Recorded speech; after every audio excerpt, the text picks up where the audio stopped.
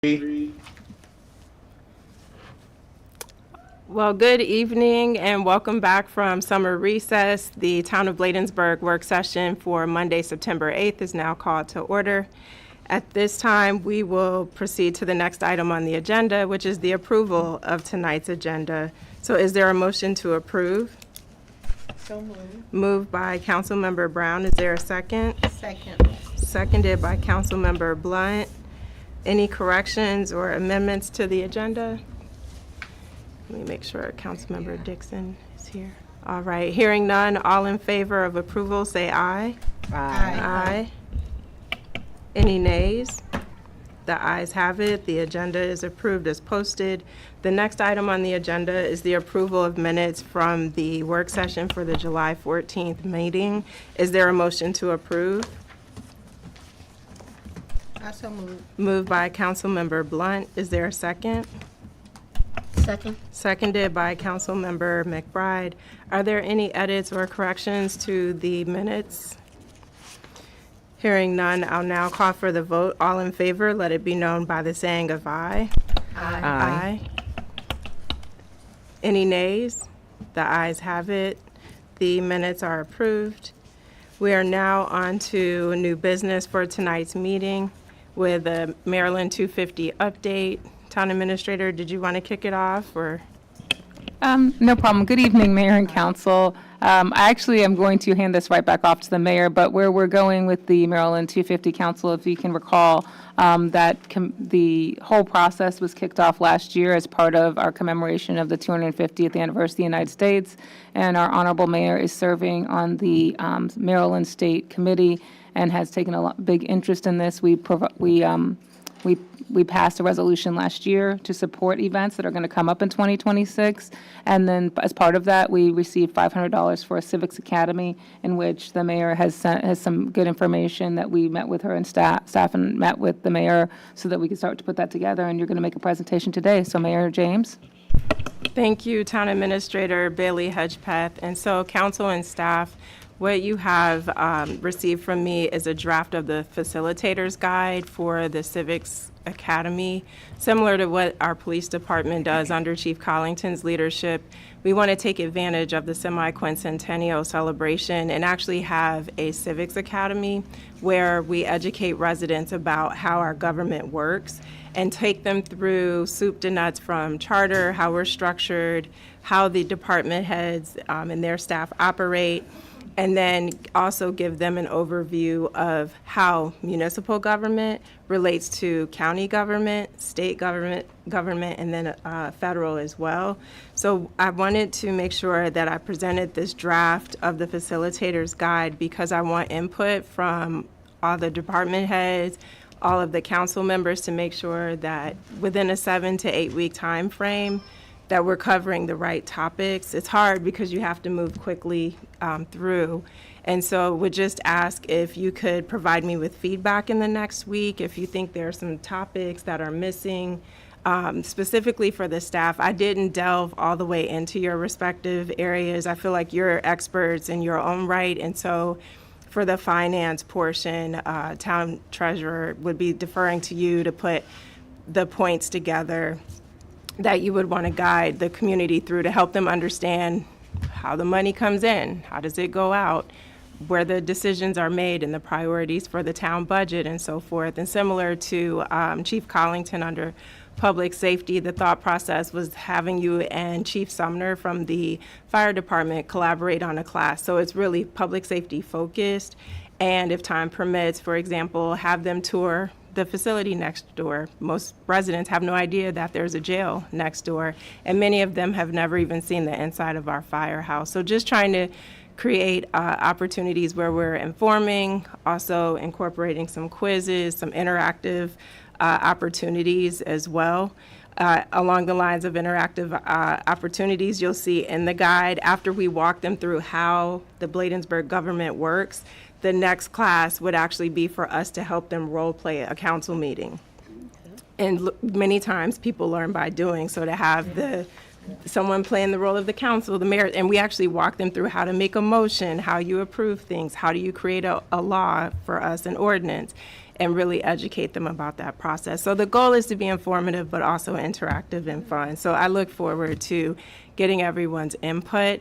I'll take that and actually use that to finalize the student booklet, because we want to just put a booklet together. So at the beginning of the classes, we can hand that out so they can take notes. They would know what to expect each week in terms of the objectives for each class. And also use that to build a PowerPoint for each class, which Mr. Jeffries is helping us to develop the PowerPoint. So the goal is to try to have 2 sessions. If we could start one at the beginning of 2026 for 6 weeks and then take a break and then come back and do a second session, and then recognize them on a smaller scale in the last class, but then also at the fireworks next year to give them public recognition in front of the community as residents who've completed the class. So with that, I'll pause for any questions. Okay. Mayor, did you want to share the 250 anniversary video from the governor? Or do you want Yes. to do that at the May meeting? Actually, I'll hold it until the May meeting, Okay. if that's okay. We did, as a commission, put together a promo video about the celebration and want to play that for the community. So thank you for the reminder. We can save some time now and do that at the 7 o'clock meeting. There's a young woman, an African-American woman who lives in the city of Cambridge, who actually wrote 2 songs for the semi-quincentennial celebration. And so we did, at the last meeting on, what was that, August 30th, we did get to hear her perform that live, which was absolutely beautiful. So I'm hoping we can get her to come for the celebration next year as one of the performers to share the songs that she specifically wrote for the nation's anniversary. So, Councilmember Brown? Yes, and thanks, Mayor. And I had a chance to read it, but I'm glad you're giving us a little bit more time to give our additional input. But I think it's very good, and the thought process, what it thought out, and I think it'd be very helpful to the residents, especially with getting the information, but with the role playing as well, so that they can have an idea of what it takes for the local government. And I like the branches, where you're going from the federal to the county and to the municipal, to go give an overview of that. So I think it's a really nice little comprehensive piece that's been put together so far. Thank you, Councilmember Brown. So thank you all for the time. I definitely look forward to your input, and we'll be asking if we can tag team for the lessons that are pertaining to the council, similar to how staff will have to do. I think it's better if they can hear from the council, during those relevant sessions. So look forward to working with you all on that. The next, sorry. You'll be ready. You'll be ready. Plenty of notice. We won't throw you on the spot, I promise. The next item, Town Administrator will turn the meeting back over to you for the Town Hall update with Neighborhood Design Center.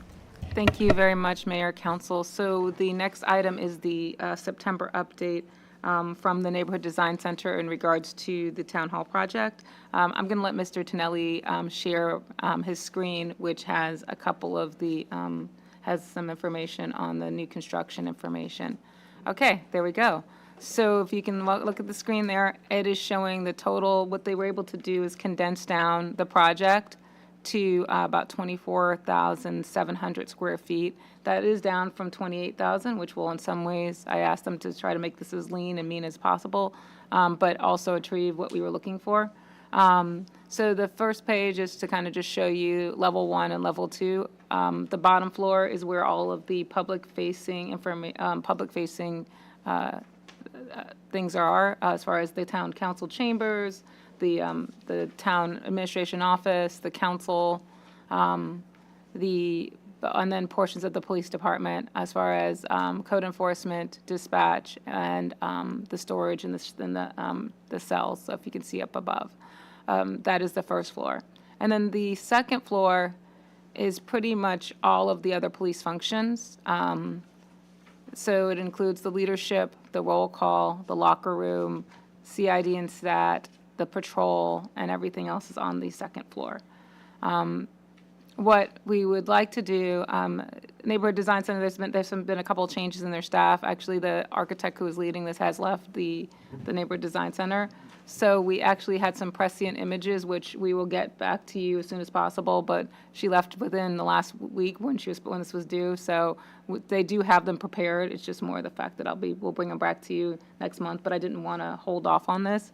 To try to keep this moving forward. As you know, Senator Augustine has asked for an update, as usual, of how we are spending these bond bill funds. So far, we spent about $77,000 on this project. The next steps of the project will be working with Neighborhood Design Center in regards to getting the RFP together. Oh, sorry. Is that the last page? Those are the details. If you want to see even closer of what the first floor includes, like where the offices are. That's the next 2 pages. But I think just going to the main point of it is that after this, what do we do next? We would develop a RFP or an RFQ for request for qualifications or request for proposals from architecture or design build or bid build people. Neighborhood Design Services is going to help us in their last portion of their scope to do that, so it's not just us putting that together.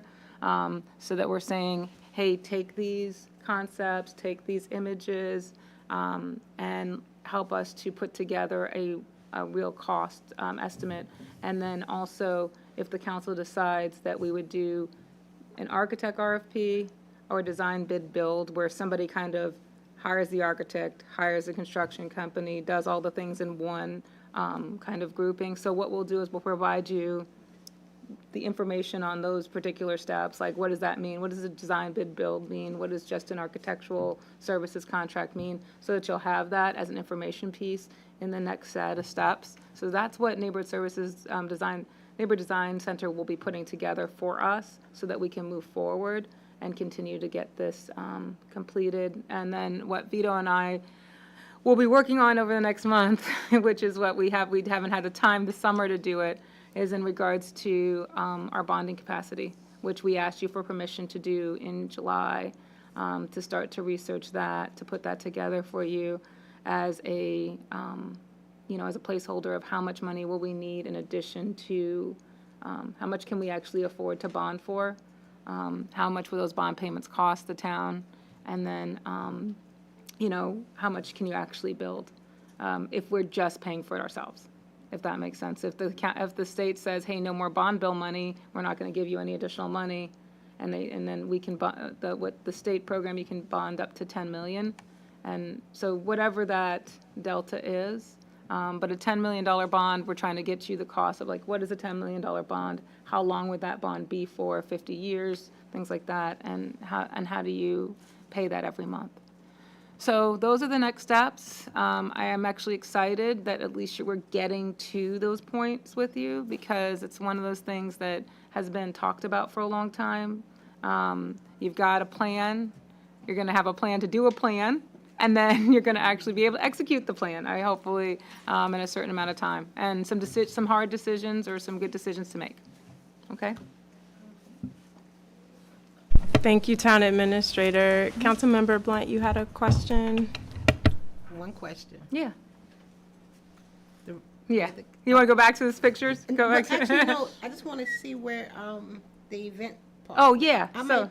just want. Yeah, no, we can show you that. I think that's a good stop. So we'll go back to the pictures, because I think it's, I kind of went fast through the pictures. I think it's slide 2 or 3. Let me make sure I'm telling you. Back up, Rick, sharing. Okay. Actually, I think maybe go to the other one. Okay. Council chambers, that one. Okay.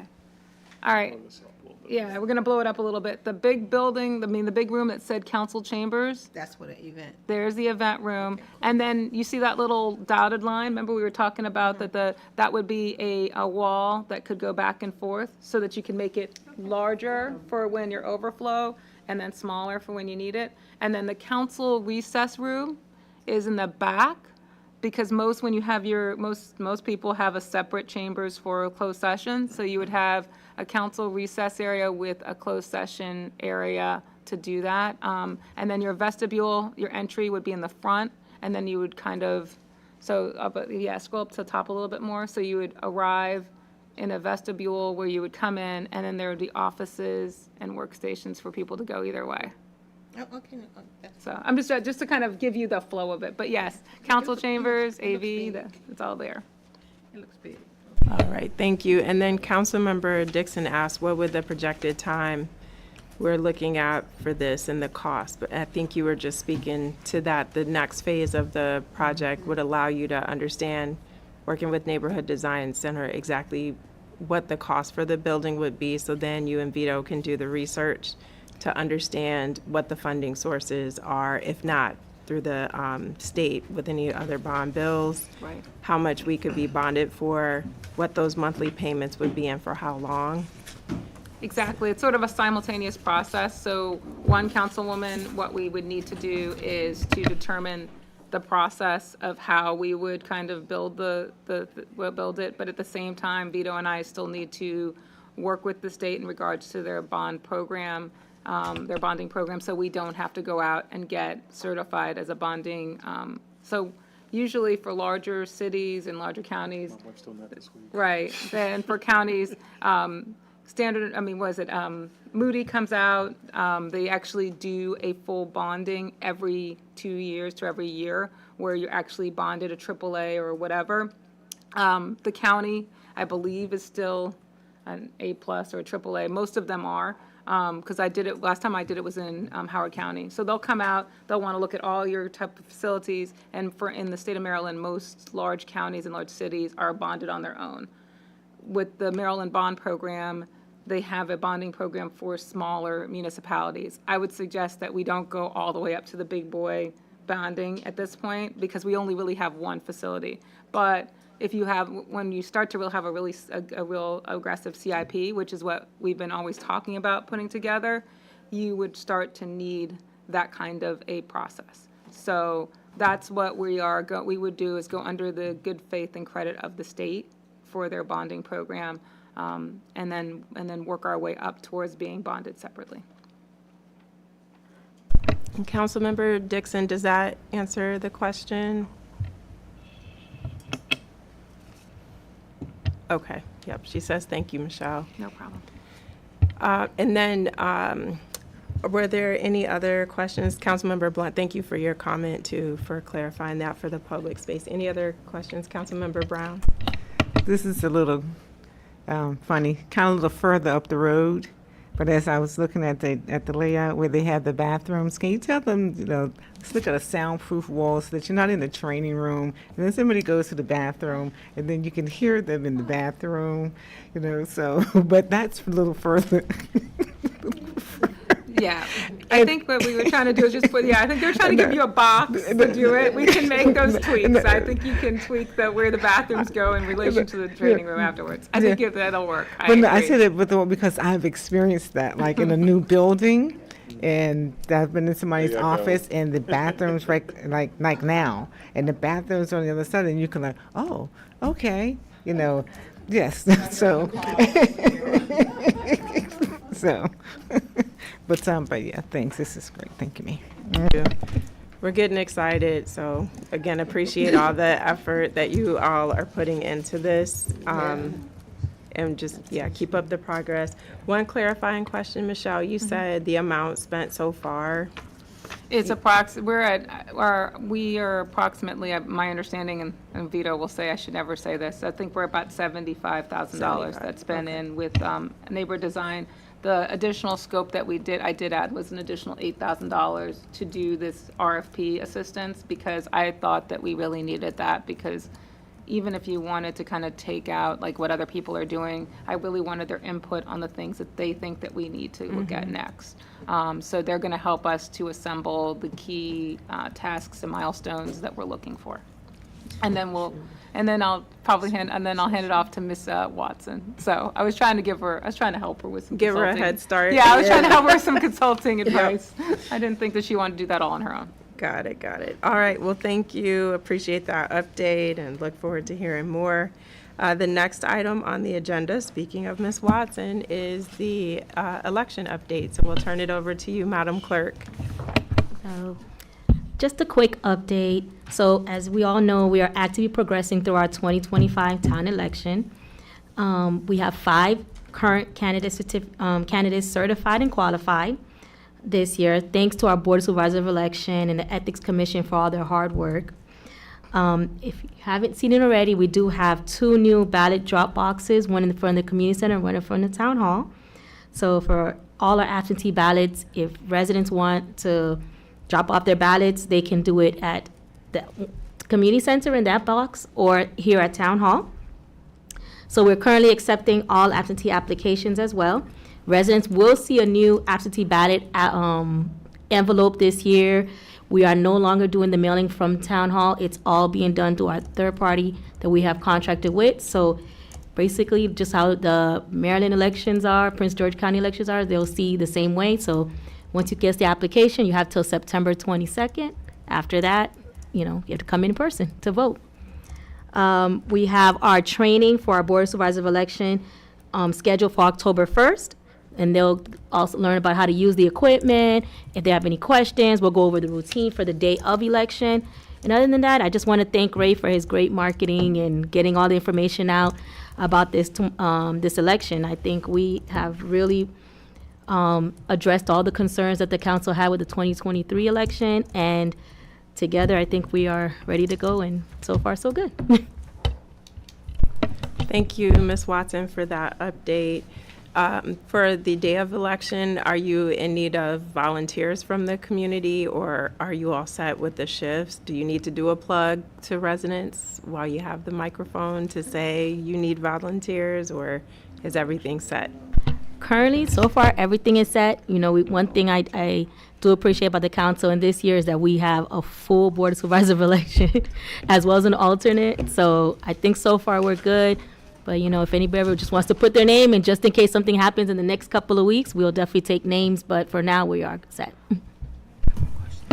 Thank you, Ms. Watson. Councilmember McBride has a question. Also, will we have our town police here? The police will be on the grounds where they can be. All right, Councilmember Brown. Thank you. Done a really great job. One other question, the ballot boxes, are they tamper-proof? They are tamper-proof. Okay. So right now they are closed because I have not sent out any absentee ballots forms or any ballots yet. So they are currently closed. They have 2 locks. There's no way to put things in there without it. And if you look at the box, it's pretty much like a smaller version of the way the county does it, but which has our name on it. But we have 2 keys for it. We have ways of locking it, and again, we'll do it once we send the first batch of applications out. We'll do a daily pickup every single day on the absentee ballots. And they're secured? Yeah, there's one in front of town hall under our cameras. Once you and- do a daily check, then the ballots are secured. Yeah. Well, every day we'll go out there and before we leave and we'll pick up all the absentee ballots that were placed in that ballot box from the And day they are before. secured here in town hall in a lockbox or something? They will be secured here in town hall in a locked drawer, but not a box. Okay. All right, thank you. Thank you for all the questions. So that concludes the 2025 election update. We're now on to the residential parking update. Town Administrator and Chief Collington, I'll turn it over to you. Hi, Mayor and Council.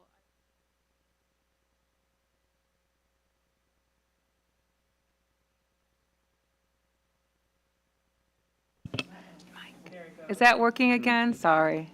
I don't want to use the, all right. So I will repeat. Mayor and Council, at a community meeting, there was interest in in residential parking. So the outline that's attached is just a general outline of all the things that were explored previously. And as the council knows, this has had a long history going back to the mid-teens. Like my daughter hates when I say the aughts, were the early 2000s. So this goes back to the mid-teens of the 2000s.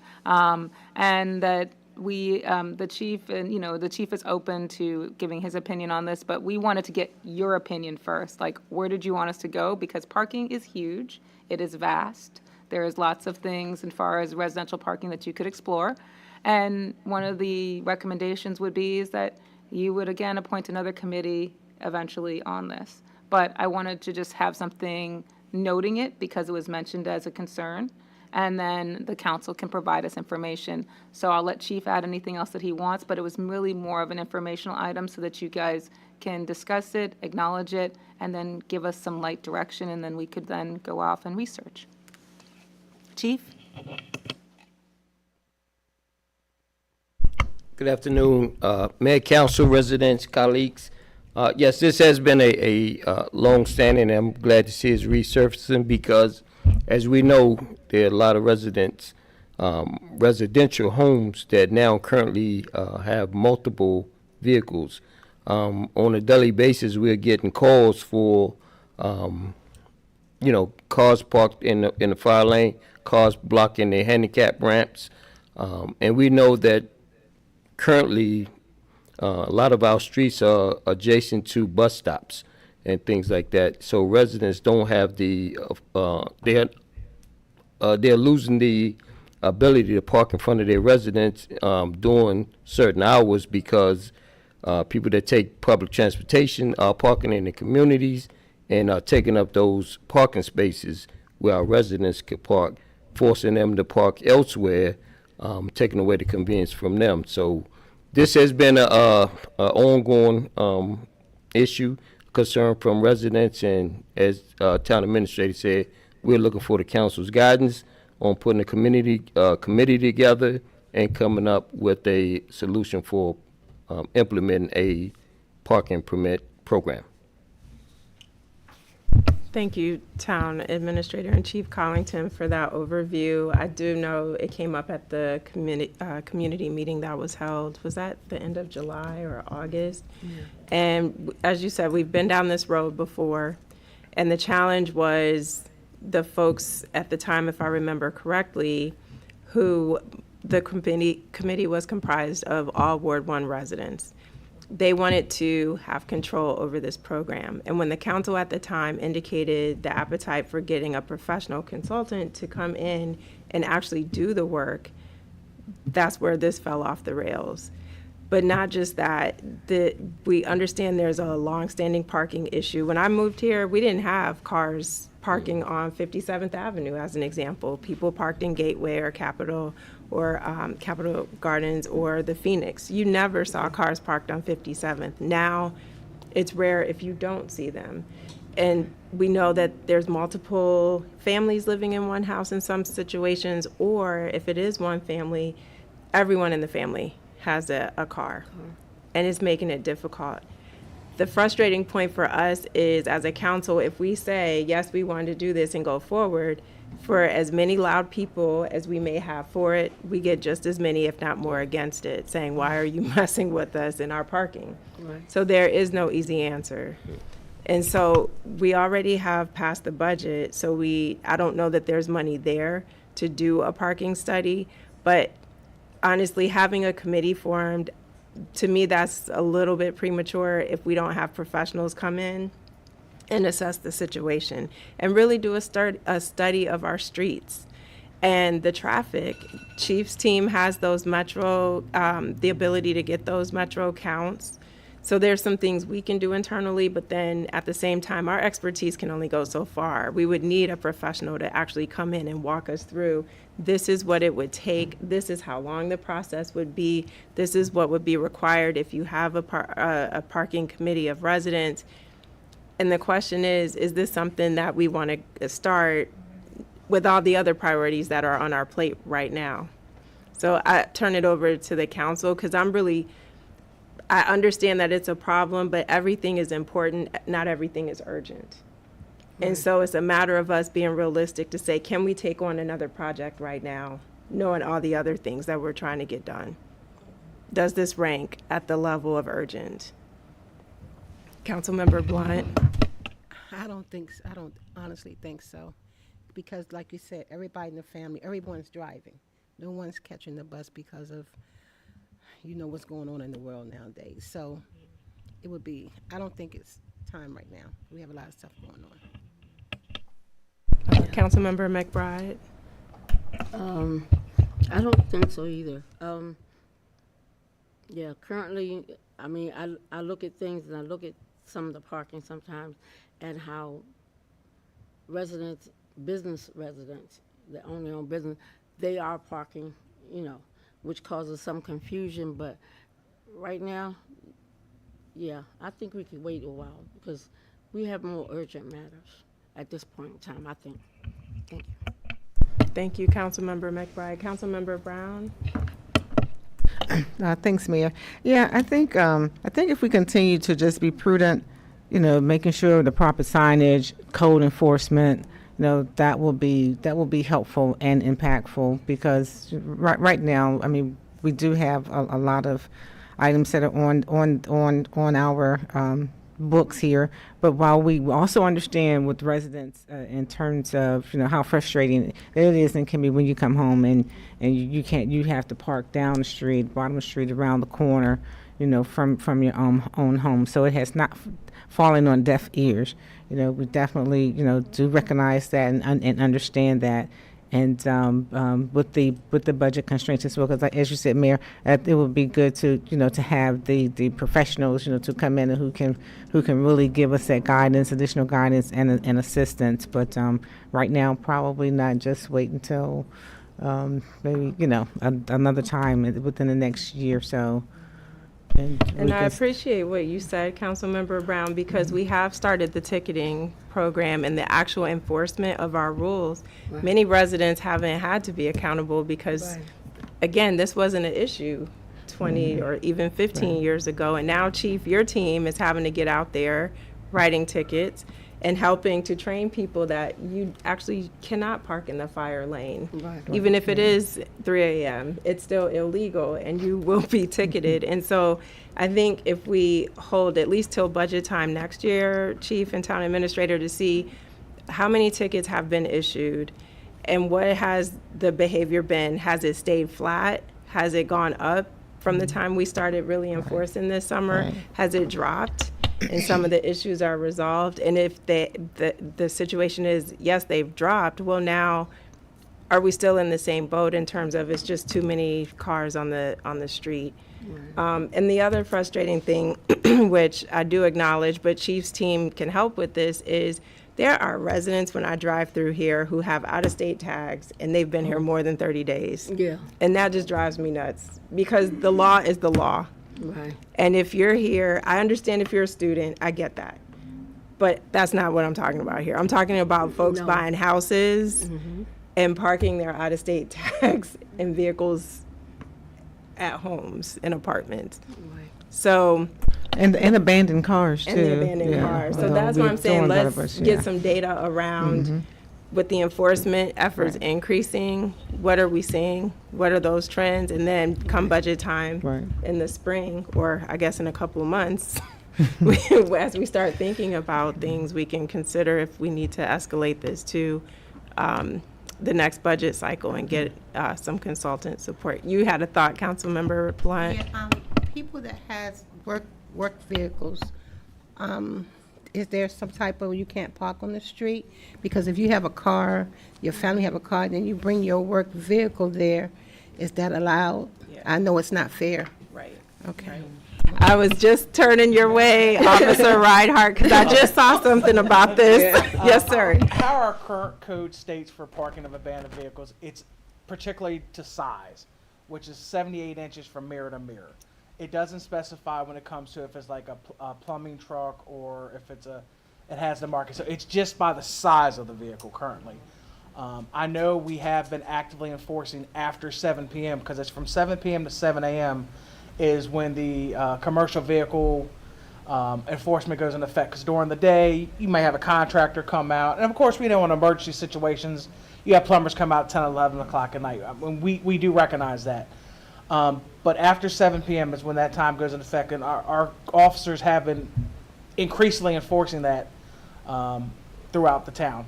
And if I could just go back a little bit, a lot of the original parking issues came back, as it was said, in the late teens, is we had a management company come in and buy several apartments in the community, and they went from anybody could park there to a parking permit system.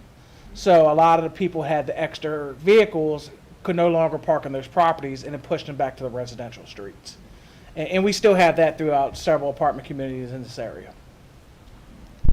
And that's exactly what triggered it, particularly in Ward 2. Once that program started, that's when you started seeing people parking along 57th Avenue and then over to Emerson Street for overflow. Councilmember Dixon did put her notes in here, and I'm just going to read it verbatim. She says, I think it makes sense to revisit the 2015 report and 2017 survey, but also gather updated data since our community has changed a lot. Residents have raised this concern again, so I support looking at fresh strategies and learning from what other towns have done to improve parking. I agree. I do understand we have more urgent, pressing matters, but we don't want our residents to feel like we don't care. And that's what we're saying. It's not that we don't care, but we can go back to the table so we can take a fresh look at everything. But thank you, Chief, and thank you, Town Administrator, for that update. Thank you, Mayor. So I just want to confirm. So Sure. at this point, you'd like staff to pretty much do, it's not a high priority, but some light research that we could do, and then bring it back for the budget process as an item if the council would like to consider it. I'm just trying to get the gist of where the conversation went. But more importantly, get some statistics Statistics. on the parking enforcement. That's Okay. really more of the priority right now, since Okay. the officers have been proudly telling me, ma'am, if you get complaints, it's because we're out there. I Right. just want you to know we're Okay. doing our Right. job. So I feel like let's give the officers a chance Okay. to manage So enforcement. the police department by would start to manage spring- enforcement, provide an update on the enforcement Correct. process, and then as the budget process comes back, we would then say, hey, here's an opportunity for where we could go with this process, and this is how it fits into the work plan, if it does or it doesn't. Correct. And to make sure you guys can just understand where it might displace something else if it is, as part of the work process. Does that make Yes. sense? Okay. I just want to make sure I wanted to get everything so that the information is caught in the minutes. Okay. Councilmember Blunt had a question. Yeah, question, I know you said that, it's people with out-of-state, tags, and they've been there more than 30 days, so you'll be keeping track of that, one particular vehicle at that time to say, hey, look, you've been here for 30 days, what are your plans, or you are gonna work out a whole plan to make sure that those cars are taken care of and taken, I don't know. Go ahead, Chief. Thank you. So now I just want the council to be clear on something. Now, we have to be careful when we go down that road because there could be military as well as college students. So we do recognize the fact that we may get complaints of profiling people. So we got to be careful how we approach this, but they have been keeping eyes on if it's parked in front of a house every day, and there's ways that we go about doing it, but we just want to make sure that the council understands that this is a situation where you just can't go up and question people without having a violation for stopping them. I hope that makes sense to you. Well, when you see it and then you note it on, I guess, paper or however you all do a tracking, wouldn't that be suffice? Because it's not like you're picking on them. You notice, hey, your car was here on this date, and now you're still here. What is the situation? Would that still be considered profiling? Or? Right. So they're not obligated to tell us if they're students of military, Okay. just prima facie, like just going up and stopping them. So we have to make sure that there has to be a violation there for us to take enforcement action on them. Okay, because, okay. So it's not a situation where you write a warning, let's say if someone's parked at a particular apartment and we've noticed for the last 3 months, they've got South Dakota tags, Right. let's say. So I put in a ticket in the My Bladensburg app to say, I noticed my neighbor has these out-of-state tags and they've been here for 3 months. Yeah. Can code look into it? You're saying that's not So really. this came up at one of the Chiefs Association meetings as well. It's not just unique to us, but this is what the chiefs have been talking about in Prince George's County. We all are dealing with this problem because what's happening is there's no reciprocity between D.C. and Maryland, Virginia and Maryland. So we have to do our due diligence. Just what you're saying, we are doing, right? We see the car parked there, and we are going up to them. But when I say there's no reciprocity between the two, if they have a bunch of tickets in Maryland, they can go to DC and get DC tags, and they coming back parking in Maryland. We know who they are, and we are trying to address them, but this is a problem that's happening. It was actually on the news not too long ago of having these out-of-state tags living in the state of Maryland.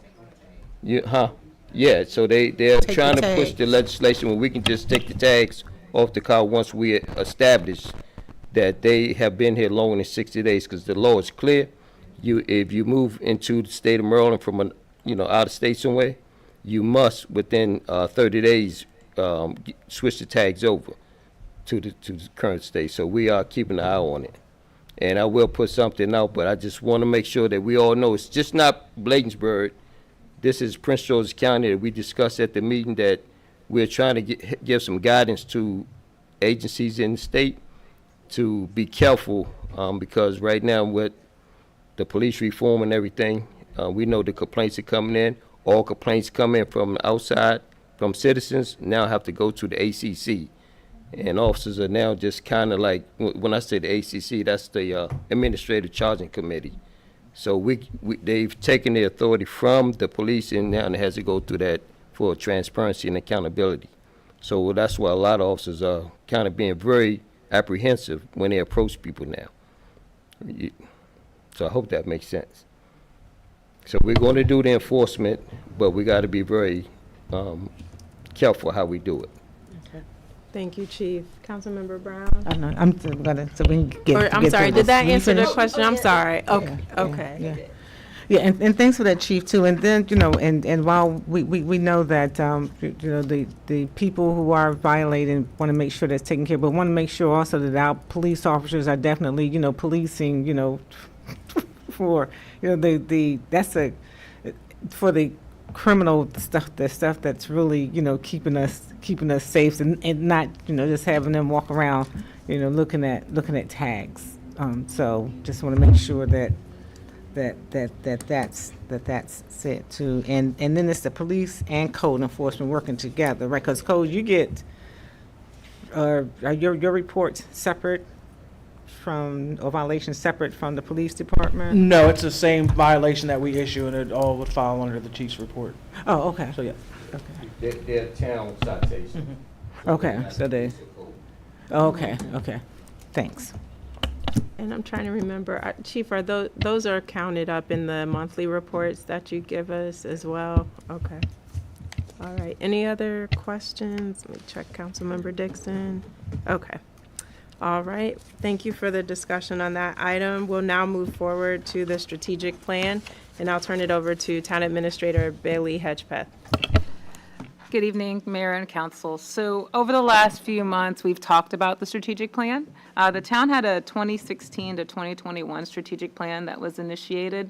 Actually, from the report that I provided, several of the items have been completed and are either in completion status or in progress, or in the point that you're kind of ready for the next step, if that makes sense. So some of the things that you outlined in 2016 to 2021, you've actually accomplished. So congratulations, round of applause, all right?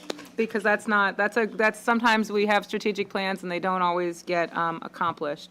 The main 5 goals of the strategic plan were economic development, public safety, infrastructure, and collaboration and partnerships. And a lot of things that you were looking at back in 2016 that you were able to do, like as far as like establishing the waterfront park, having collaborations with the MMPCC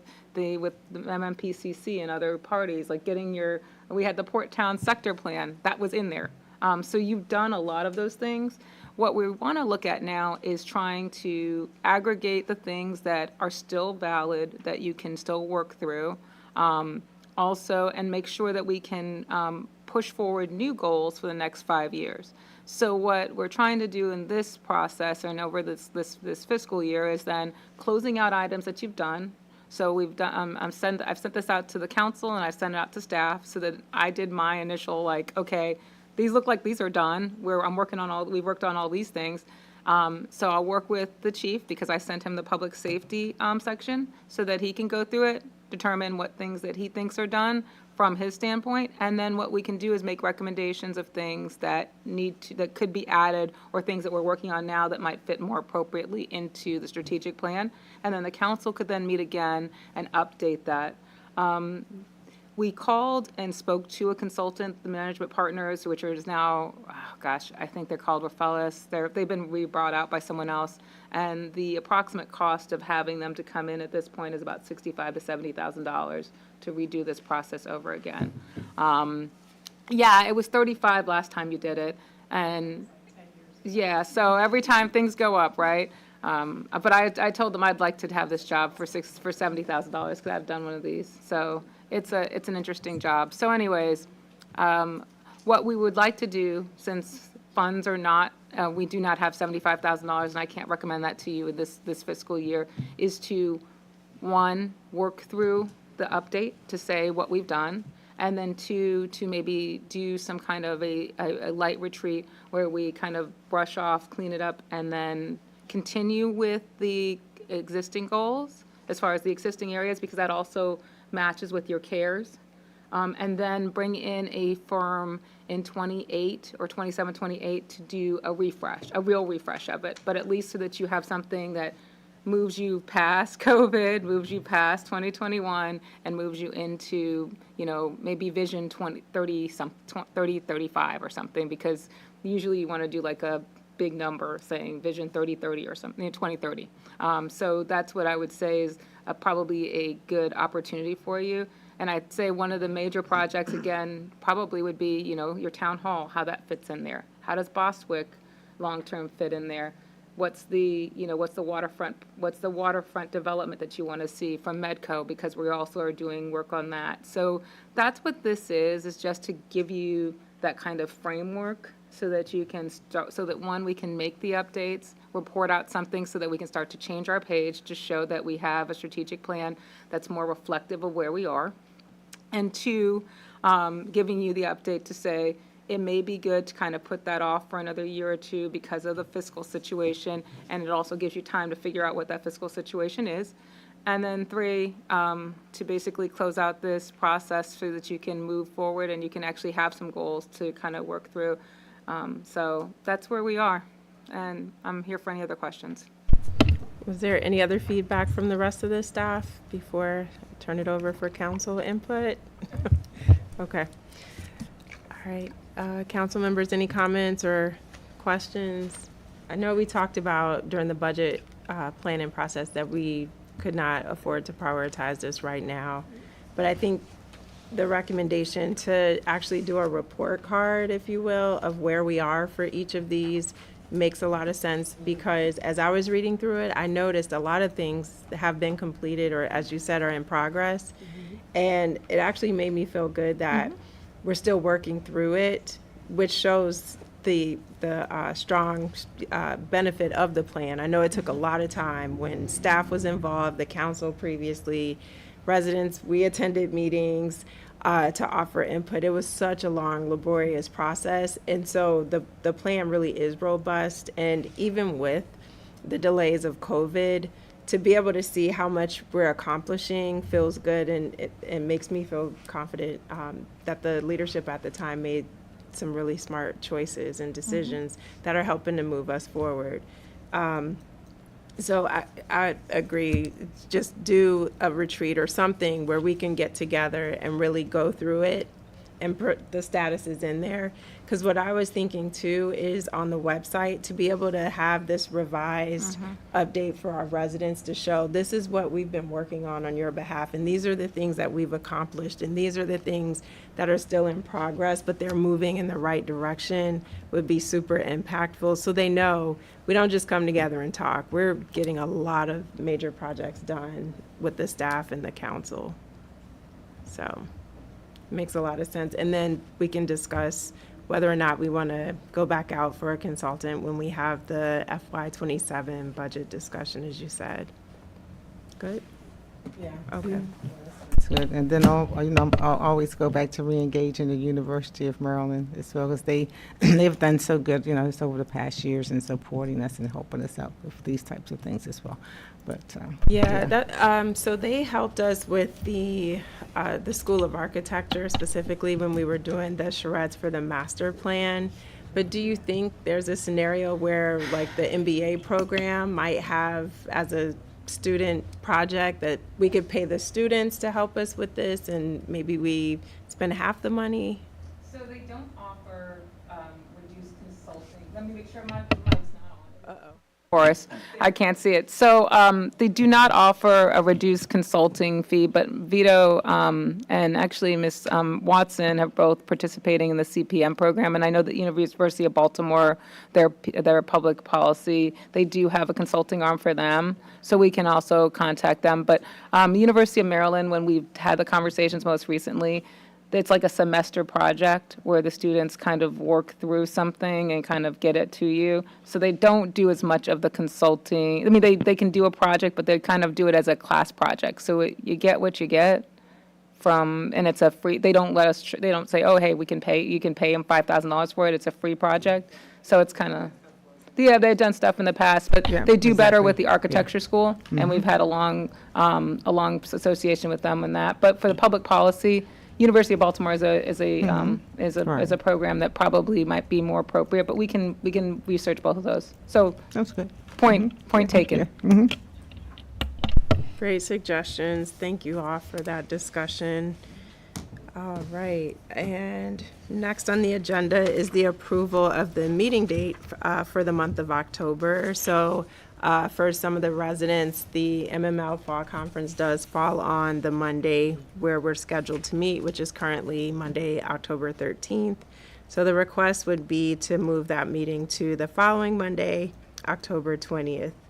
And so I believe this is also on the 7 o'clock meeting agenda, but wanted to bring it here for discussion first in case there's any concerns or schedule conflicts for any of the council members for that following Monday.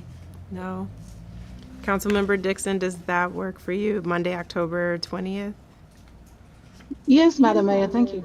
Okay, thank you. All right, so we'll formally vote on that in the next meeting. The next item is the approval of our legislative priorities, at least beginning with a review and then getting to approval. And this is a continuation from the July meeting where we had L.A. Perez here recapping our progress for the previous state legislative session. So Town Administrator, I'll turn it over to you. Thanks, Mayor Council. So this is just the draft of the printed program that we usually put together for you.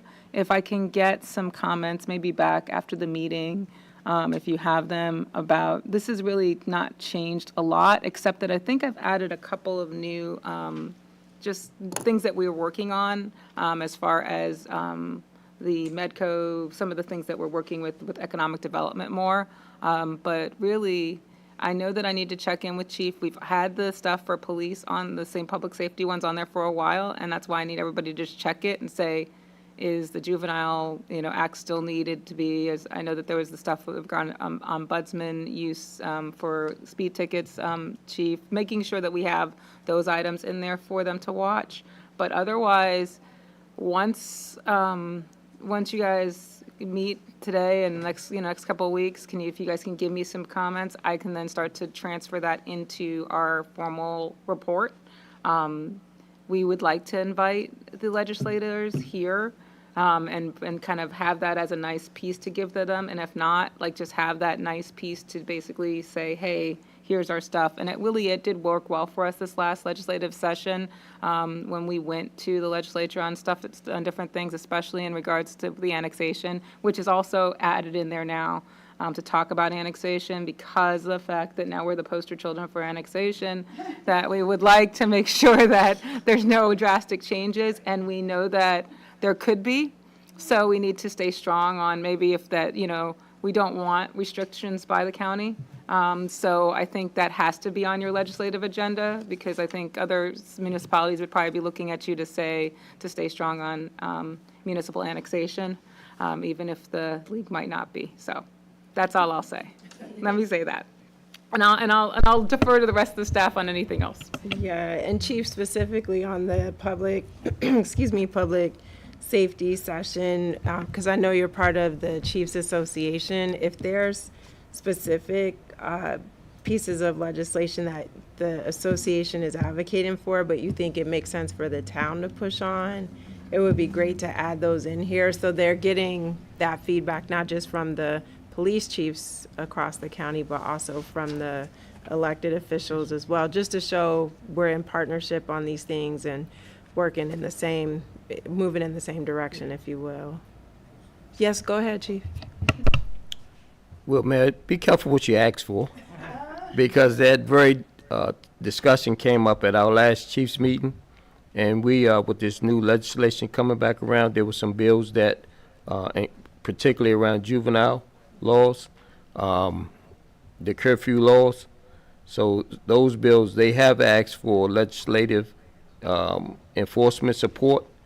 So once we get the dates and the bills that we're going to be going to Annapolis to support, I will be sure and let the council know that if you can make it, we would love to, have you down there to support us. Because what we try to tell them is we don't want just our uniform people there.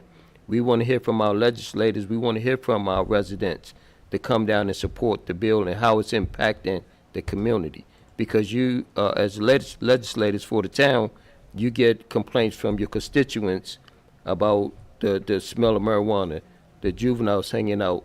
And we, from law enforcement, we're telling them that our hands are really tied to an extent unless there's a major crime occurring.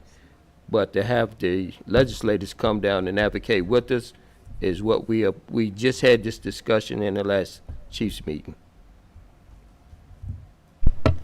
That's good to know that we're all thinking about it and trying to figure out how we're going to address the situation. And as Michelle was saying, it really was helpful having the booklet last year with our legislative priorities in there, because when we had the meeting here at Town Hall, we invited from federal all the way down to county representatives to come, being able to give them something that they could walk away with, and it clearly outlined what we're pushing for. It just helped, so during session, they could refer back to that. So Chief, we definitely want to make sure we include your priorities in there from the public safety side. It seems like organized retail theft, we have to keep it in there. It hasn't moved the way we had hoped. And similar to the juvenile crime with the Interrogation Act, I don't think there's been any movement per advocacy from the chiefs or law enforcement there. Or has that changed? I guess I should ask So that in terms question. of the retail theft, that bill did pass. Okay. So that bill gives us more authority to make enforcement and link cases together. So that fortunately did pass last session. And then for the Juvenile Crime Interrogation Act, where you can't interrogate the juvenile until a parent or legal representative arrives on the scene, is that still the case, or did that get through session? So yes, we are still limited in our ability to interrogate juveniles. So. All right. So we can update this based on that information. This is perfect, Mayor, Yep. Council, because this is the kind of feedback we were looking for, so that we can make these changes and, and just to make sure that we put everything into this. Because sometimes it's good for us to have our own ideas too, because, we've got LA Press looking out in general, but there's things that we need. Right. All right, well, thank you for that input. And then if you have time to go back and look at this later and anything's missing, for example, legislation to protect seniors from scammers, or just whatever you guys think that is missing from this, please let us know so we can make sure that we have a really good plan going into the legislative session. Checking the time. I think we're okay. 6:30. Okay. So that is feedback on the legislative priorities. The next item on the agenda is the fiscal year 2026 budget amendment for PY 51 CDBG funds in the amount of $188,750. Town administrator will turn it over to you. I was gonna pass this one on to Miss Watson, but I was like, I didn't tell her that in advance, so I'm gonna like not do that to her. So this is, we were awarded funding, and what we need to do, there's a typo, which is probably my fault. What we currently have 0, not 180, not the 181 that needs to be there. So we just need to change the wording slightly, but we are accepting $181,000 and we are adding that to our budget. Correct, Mr. Tonelli? 188,750? Yeah, instead of having, oh, you made the guys, you always did it. So the original one had a small typo and we're just making that change. But otherwise, this is the acceptance of funding for CDBG PY 51, which is a new year. And we put in 2 applications and we received this one. Anything you want to add?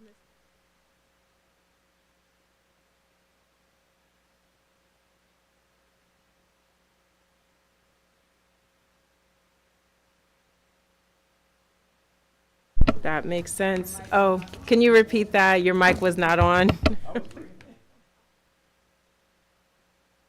But sure, just in case, during the budget process, we kept the grant amounts out of the budget until we have actual awards. And when we do get the awards in this current fiscal year, we go ahead and bring those into the budget as a budget amendment. Because we do put a lot of applications out, and we just don't know how much we're actually going to get from those applications. So, because, and those are always income in, expense out for the grant. Right. So it's not like, it increases the overall budget, but doesn't increase the overall like budget activity on the bottom line. Makes sense. Because yeah. it's not revenue, like you said, it's just pass-through It's revenue, yeah, funds. exactly. It's pass-through almost, so it's, yeah. And then I was just, to further the point about how the work that we're doing it's really full circle and feeds into the strategic plan.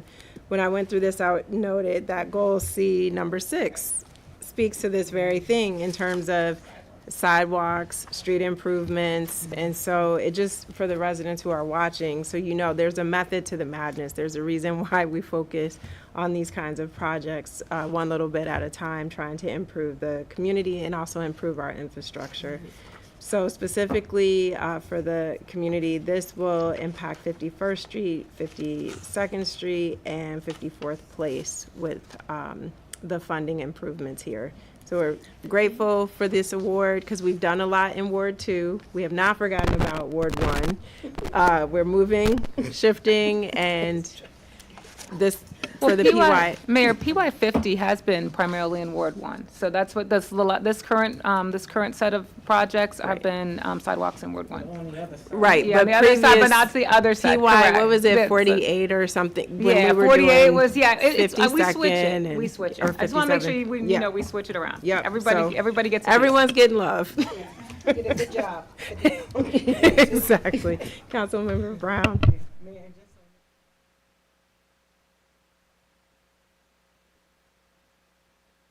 I'm sorry, thank you.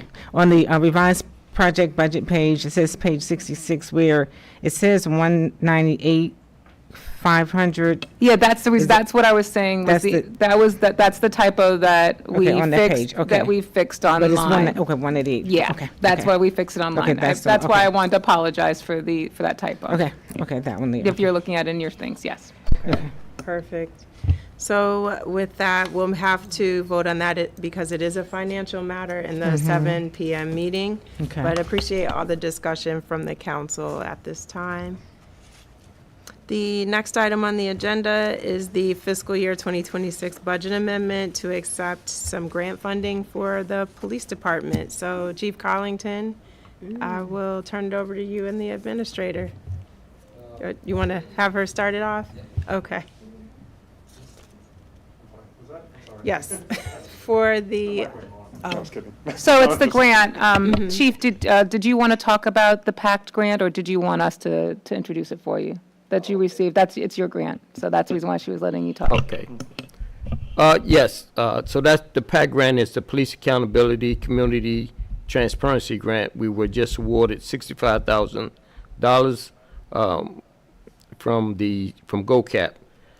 So that money those funds can be used for, again, if we want to do something for transparency, body cameras, we talked about using it for the translation for our body cameras. So we speak instead of going down and getting the Google Translator. Soon as the body cameras come on, they'll be able to transmit back and forth. You see, sometimes people wear those earphones, but this week we'll be able to get that under this grant. If we wanted to get anything that we can use technology-wise to improve transparency and accountability. If we wanted to get signs like PSA boards, that money can be used for that as well to keep the community abreast of what's going on. So we were lucky to get that, and I want to give a shout out to John O'Connor, our grant writer, for his hard work in securing that grant. Great, thank you for that update, Chief, on the PACT grant. Councilmember Dixon says, I love that, Chief. So she is loving that idea of using technology to really help improve the services that the department is providing. Any other comments or questions from the council regarding the PACT grant? All right. Great. And again, thank you to Mr. O'Connor for helping support us with the grant writing services. The next item is regarding Ordinance 07-2026, an ordinance regarding penalties and fees related to automatic traffic enforcement. Another favorite topic. Chief, I'm turning it over to you. You got a hot mic over there. Oh, yeah. So let me pull it up here. So recently, legislature just passed, let me pull it up, where the council could elect to go with the new fines, similar to what's happening in D.C.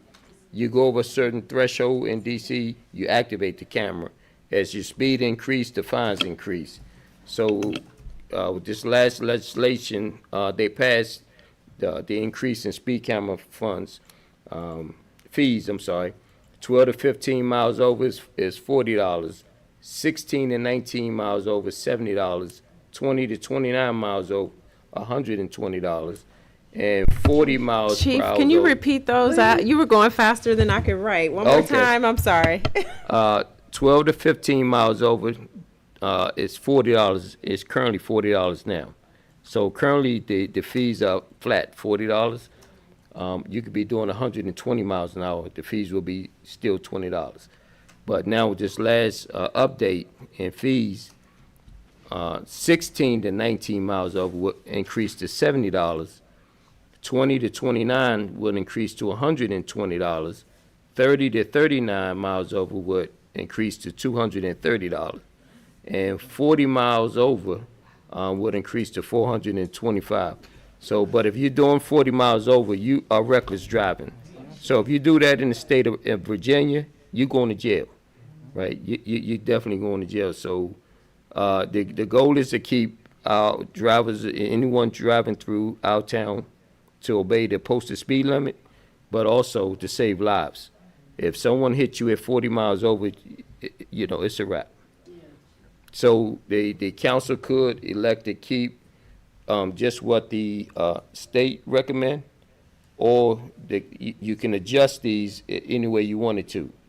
This is just the baseline that they put out for the state. You could say we just going to adopt what they just increased them to, or you could say, well, instead of doing 16 and 9, instead of $70, we'll do $50. So you have that flexibility to set the fines according to the council's wishes.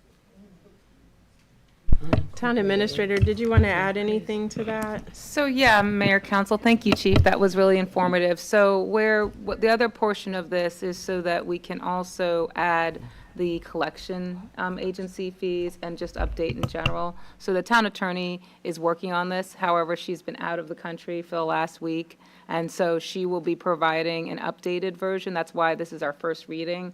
And then the second reading will have the updated fines and fees, and also so that the council can, give us some more perspective on the new fees that the chief has mentioned today.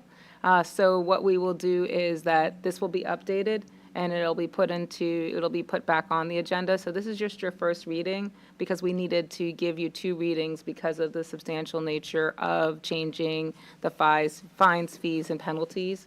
It also adds, let's say, the booting fee, and it also adds some other issues like the booting and the VAA and the towing fees that we do not currently have.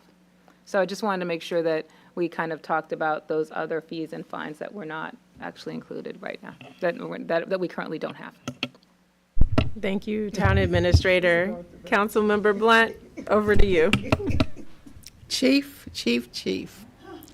If I could tell you how many residents came in my office so that they could pay a Bladensburg ticket for that little white line, I mean, a lot of them. And I just tell them to pay attention. They can't. My residents are going. One person had three tickets. And I think someone came down here to pay too. I didn't know whether they could or not, but I did send them down here because I couldn't pay online. The machine was down. But I tell you, it's getting them. Yeah. So I do want the community to know that if they go to our website, like we put out a lot of literature, we put out the videos as well, at least 2 videos for the public to know. But we do want to, we'll do some more educating, but you have to stop at that white line. Yeah, you have to stop at that stop line. And I'll tell you, Chief, what's so unfortunate is this has made me more conscious of the amount of people who don't.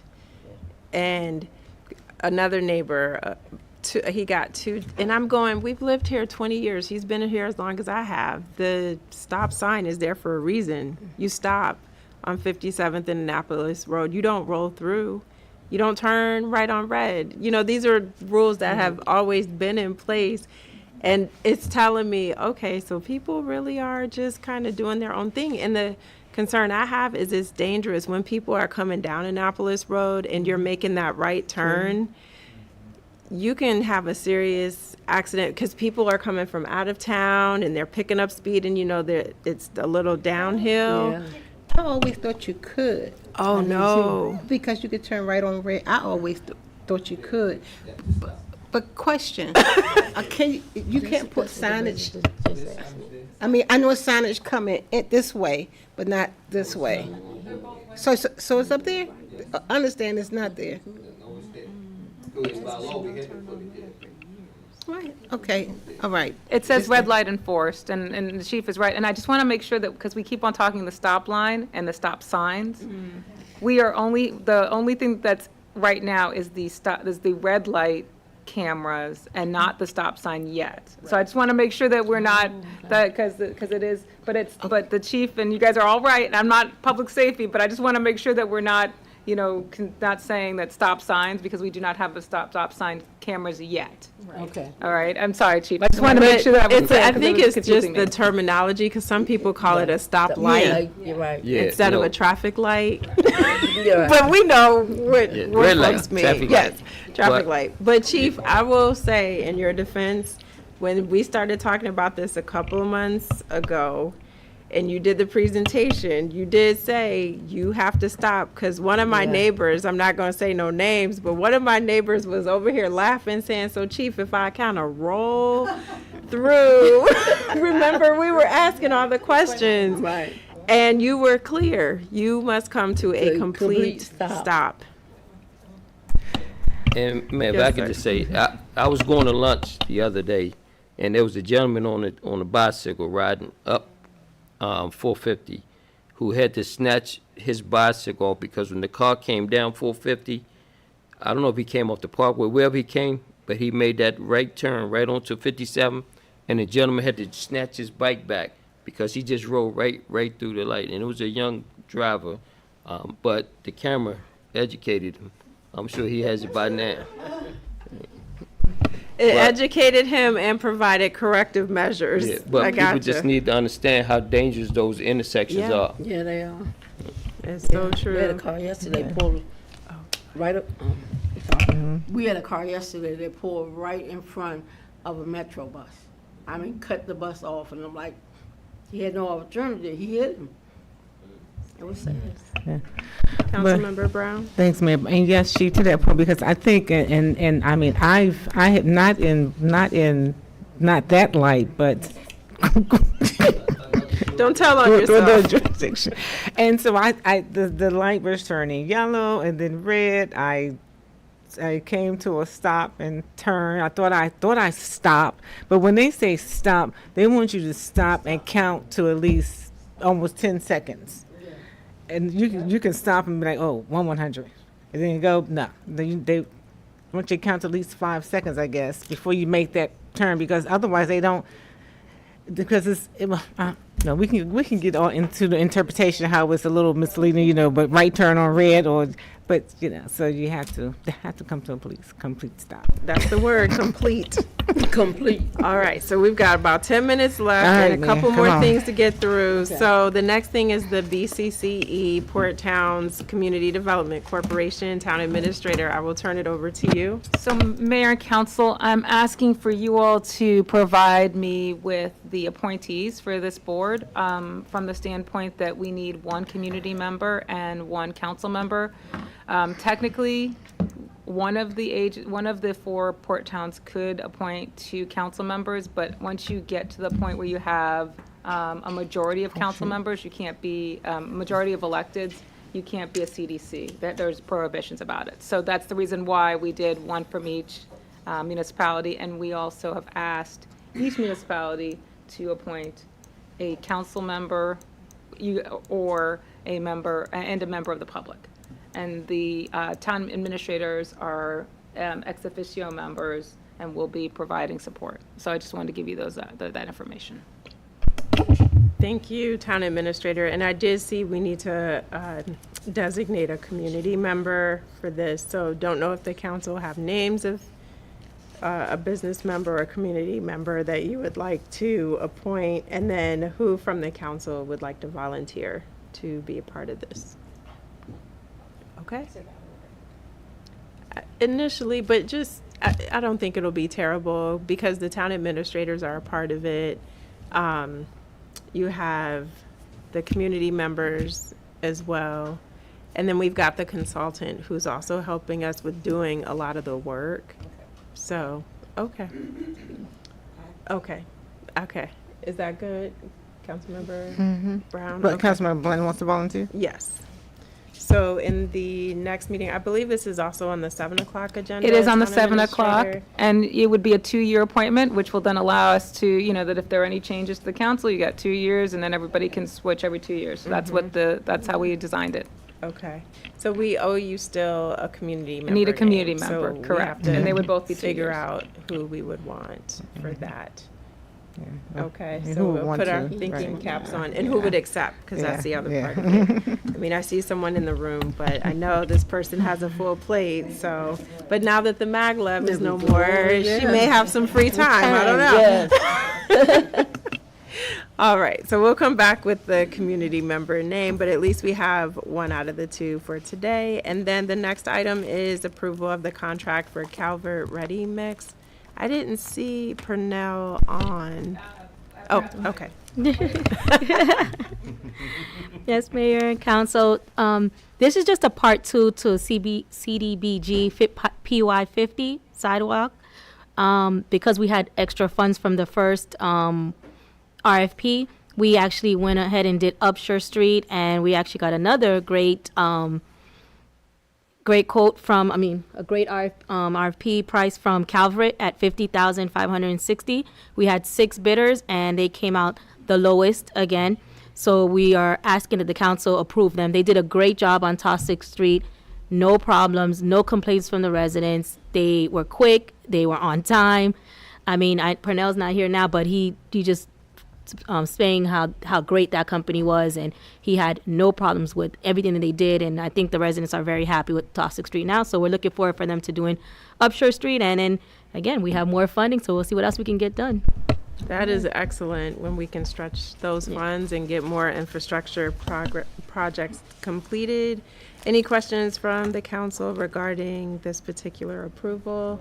Again, it is on the 7 o'clock agenda, so we can formally vote on it. Councilmember, you had a question? A little, real quick, up here it says, and the town received 9 bids. Is it 9 bids or 6 bids? In the item summary? It second might have been a paragraph? typo, and I apologize. It's 6 bids Should for be this 6, one. okay, so we Yes. can just change that to 6, Yep. that's all, okay. And it was a small thing, but under the right. memo, it also had, The 6 people. yeah. Yep. So, okay, thank you. All right, so seeing no other questions, we'll now move to the right-of-way MOU with SHA, one of our favorite topics. Yes, this is the renewal of our SHA right-of-way agreement for the Kenilworth ramps and for those other portions that we're working through. So it's already been 4.5, 5 years. So what we're going to look for is approval for the town administrator to sign with the town attorney's legal sufficiency. And this is not a new contract. We don't make a lot of money for it, but we have taken it on because we want to make sure that those ramps look the best way that they could. So that's what we're really trying to do, is basically continue it, because we know that we've seen some improvement in that. We don't want to take on more if we don't have to. I know that would probably be, because I know there are parts of the right-of-way that on Kenilworth that I would think I've thought about taking on, but not for the pay that the SHA wants to do. But I think eventually we may have to look at partnering more on some of those right-of-ways, because it's just, they're just not getting cut as like we are. So that's it. That's what we have for you tonight. And if there is direction from council on that, I can take it under advisement and figure out how to make it work. Appreciate that. I think this is the best approach first, but also the concern is it's quarterly maintenance, and there are times where we get complaints because the litter builds up. And so if we have to go out and do an additional cleanup or additional mowing, it looks like, town administrator, that's not covered. It is strictly the 4 quarterly payments, and that's it? That is correct, and we have to also make sure that we always collect our billing from them, because they do the inspections, we send it, so we actually have done that portion for this year, and so we need to always make sure that we then submit the billings to them. They don't just automatically, once they've checked it, pay us. So it's a bit of a process that we've been working with them, but yeah, if we do it anymore, it's on us, and it's just the 4 times a year. So, and we do, like, what happens is that we get calls and we take care of them, because people know that we're maintaining it. Yep. All right, and I did notice that they were very specific in terms of submitting the invoices in a timely manner, and one of my questions was, do we get paid in a timely manner when we submit them? Because I know Mr. Hall is good about sending the pictures after things are done, but I'm just curious, and is that an area we need help with? Yeah, I mean, again, I was like, Mr. Tonelli and I are sharing a mic, so most of this is because Mr. Tonelli has to invoice them separately, not when Mr. Hall provides the proof is when we're getting paid. So that's the only thing that we need to make sure, is that the invoicing goes to them at the same time as Mr. Hall is providing the proof, because we provide the proof immediately, so that we can keep up with it. It's just more of the invoicing. And again, we are a bit short-staffed in regards to doing that, so, because it does take us a while to get invoicing done. So hopefully with the automations that we've seen that we are putting together with our finance department, those invoices will be easier. Would that is that Mr. Yes, Tonelli? yes, yeah. Yes. He's like, Any help possible. okay. Understood. And then I know it still has to go through legal sufficiency, but Exhibit A was not attached. Oh. And then at the top of page 4, the amounts didn't match Okay. in terms of the amount per year. In one spot it said $3,000, the other spot says $4,625. So Yeah, I I'm will sure make sure that, Ms. yeah. Ferguson will catch all of that. Okay, and you know what, I'll also look through again, because they sent me, Ms. was that Mr. Shackelford on this one, sent this to me with some inconsistencies that I changed. And so I'll go back through it again because I don't think I got the attachment A, so I'll make sure that I get that and send that to her as well. All right, thank you. Any other comments or questions from the council? Hearing none, I will call for a motion to adjourn.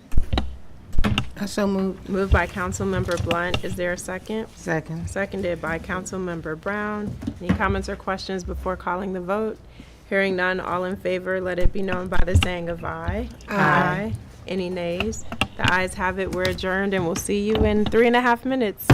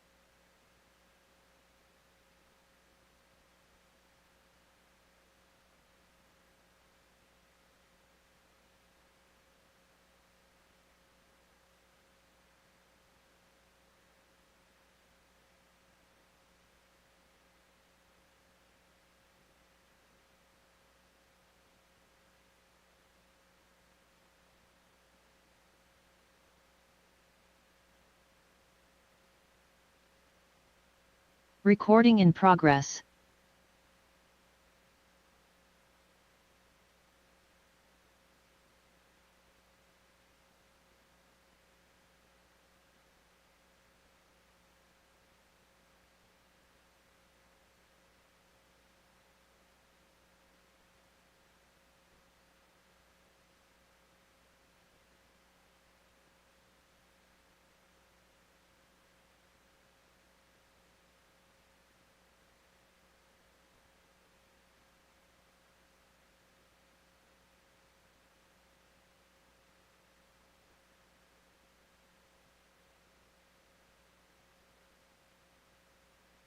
I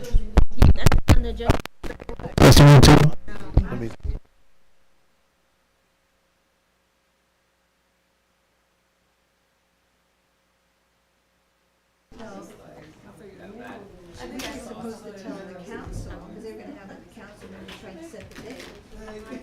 And then we're going, oh geez, because it sounded like it was just, what it was the first email, Harold did send out just to the elected officials. First email, it was intended for more, and so Kathy called. Testing 1 2. Testing 1 2.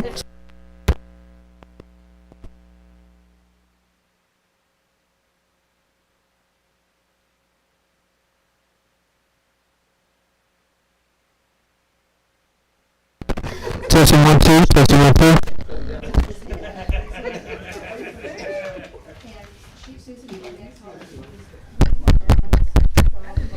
Testing 1 2. Testing 1 2.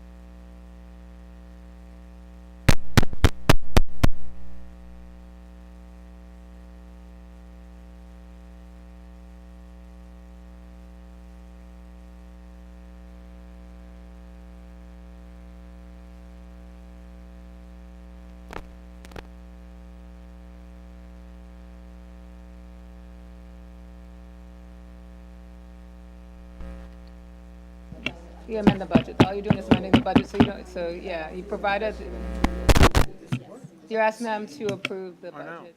So are we, we didn't have budget ordinance, and then, but if they ask questions, you're saying, yes, we're accepting this money into this year since it's not budgeted currently, it adds to. I mean, I can hear it in there. You can hear it in there, but it's not coming through, or is it? Okay, that's no big deal. Okay, No big deal. Mr. Tinelli, can you please buy us another?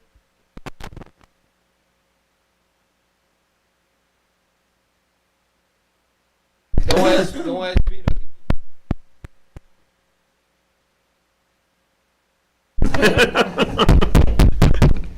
And I'm sure they work very.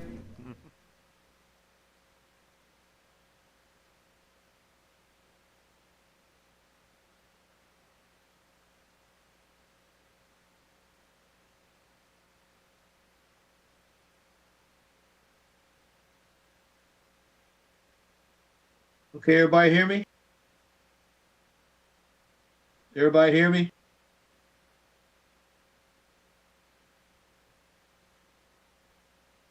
Testing 1, 2.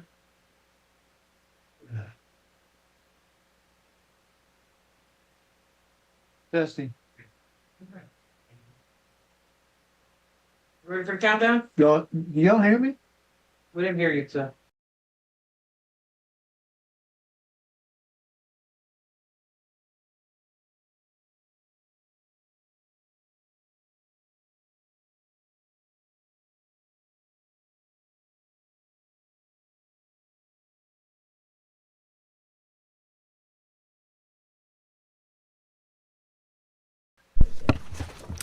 Good evening, everyone, and welcome back to the Town Council meeting for Monday, September 8th. We are now called to order.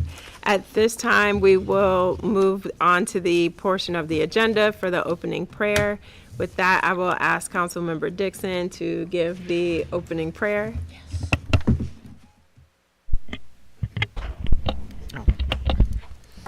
Father, we thank you for your love. We thank you for your grace. We thank you for your mercy, God. We thank you, God, that we gather here today, God. Grant us wisdom, unity, and compassion, God, as we discuss matters that impacts our community, that will impact our residents' life, God. Guide our words and decision so that we may bring fairness and peace and progress. Father God, bless our police officers. We thank you for them, oh God, and our staff, oh God, our residents, and also the council as we make wise decisions. In Jesus' name. Amen. Amen. Thank you. At this time, we'll stand for the Pledge of Allegiance. Okay.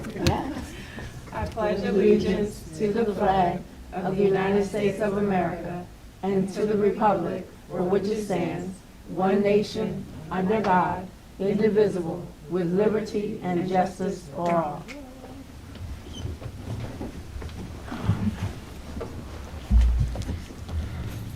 All right. Thank you, everyone, for participating in the Pledge of Allegiance. The next item on the agenda is the approval for tonight's agenda. And with that, is there a motion to approve? That's a move. Moved by Councilmember Dixon. Is there a second? Second. Seconded by Councilmember Brown. Any corrections or comments regarding tonight's agenda? Hearing none, I'll call for the vote. All in favor, let it be known by the saying of aye. Aye. Any nays? The ayes have it. The agenda is approved. Next on the agenda, we have the good fortune of a presentation from Ms. Renee Green of our Patriotic Committee. So over to you, Ms. Green.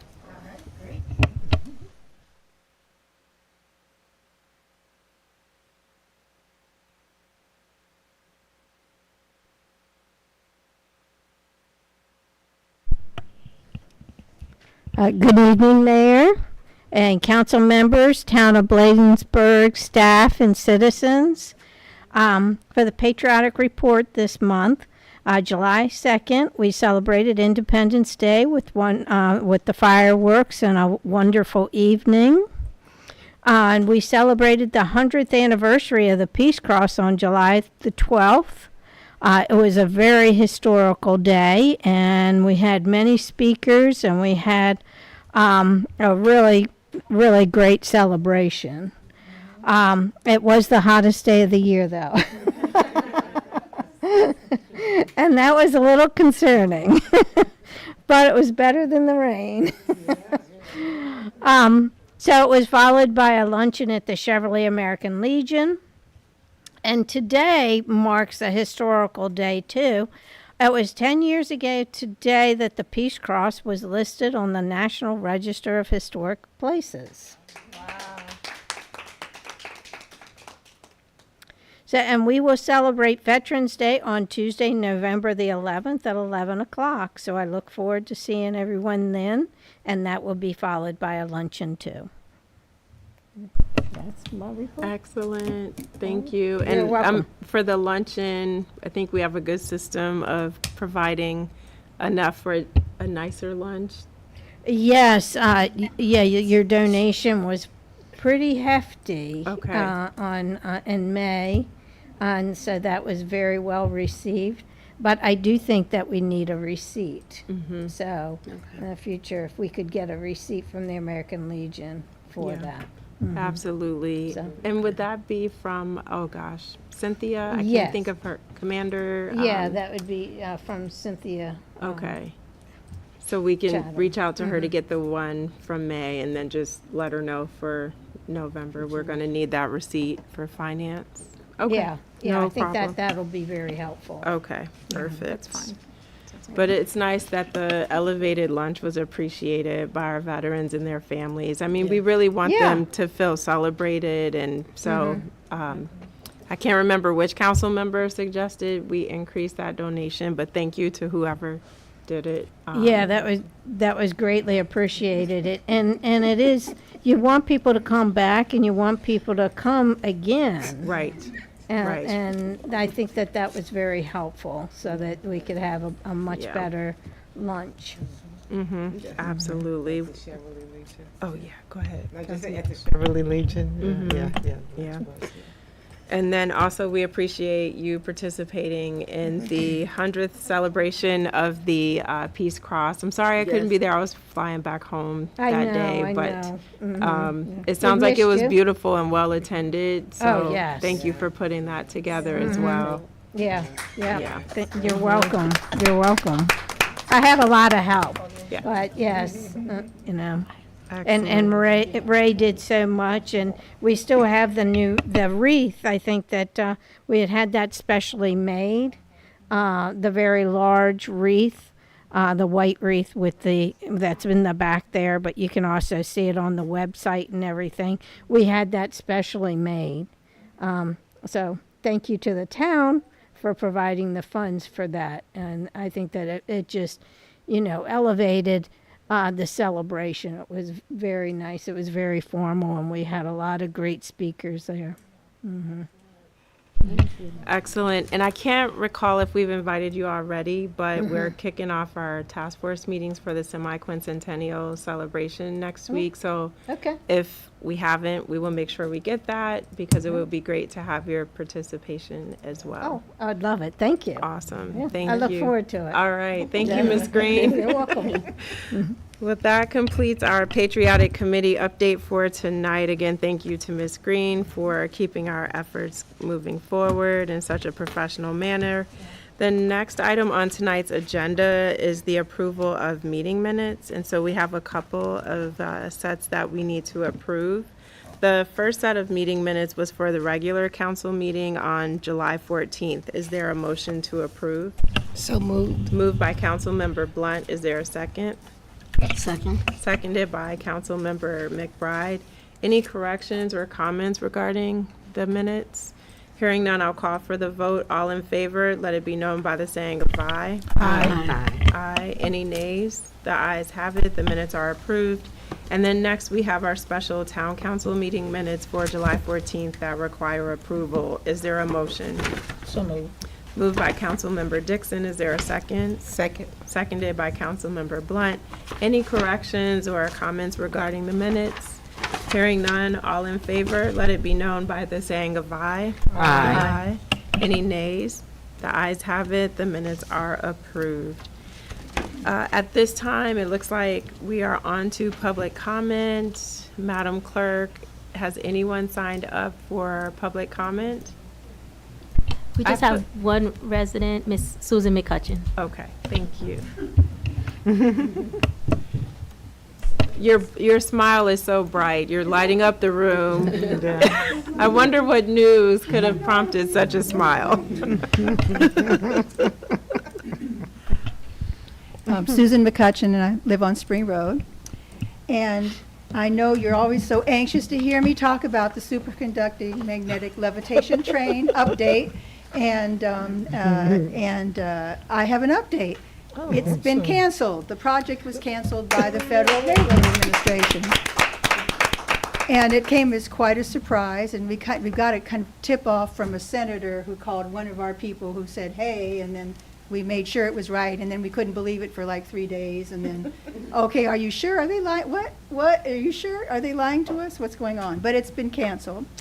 And on Monday, September 15th, Senator Alonzo Washington worked with Prince George's County Council members Jolene Ivey and Calvin Hawkins on getting a party together to celebrate community elected officials, everybody who worked on this. And it's going to be over at the Greenbelt American Legion from 6 to 8 p.m. I think they've sent out, we spread the word. We want council members, everybody who's been supportive, and it's a big party for the community. So that was really a really wonderful thing to have put together. But thanks to everyone who worked very hard to try to get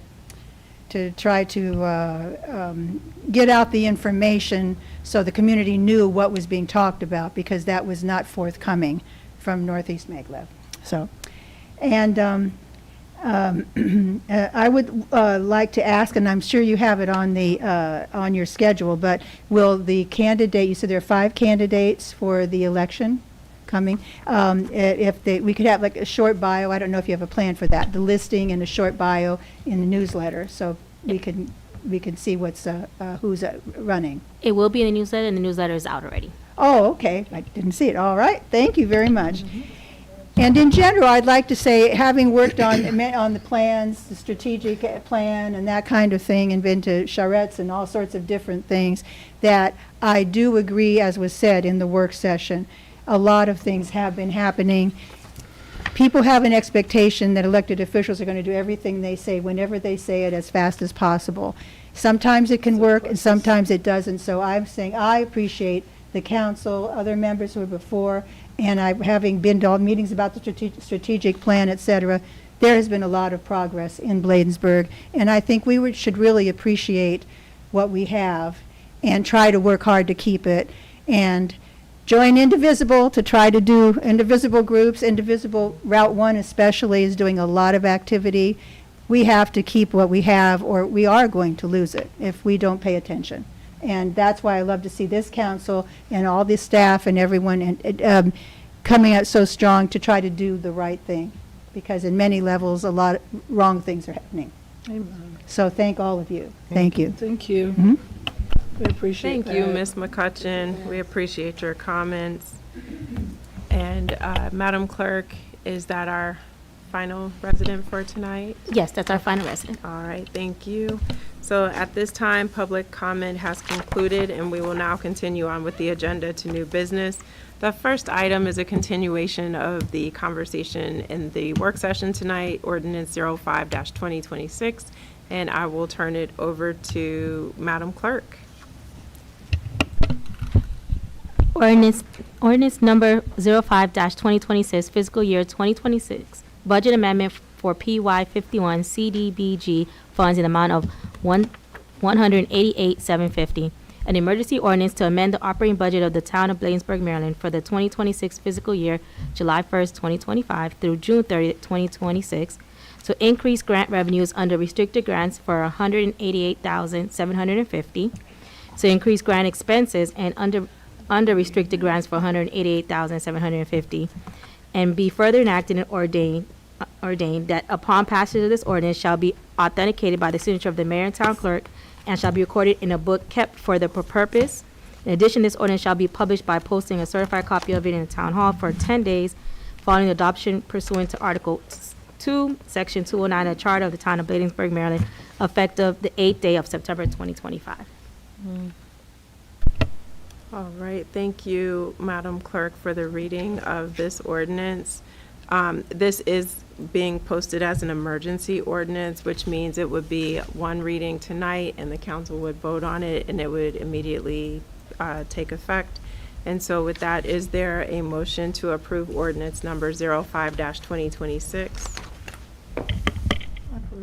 So moved. Moved by Councilmember Dixon. Is there a second? Second. Seconded by Councilmember Brown. Any comments or questions regarding ordinance number 05-2026?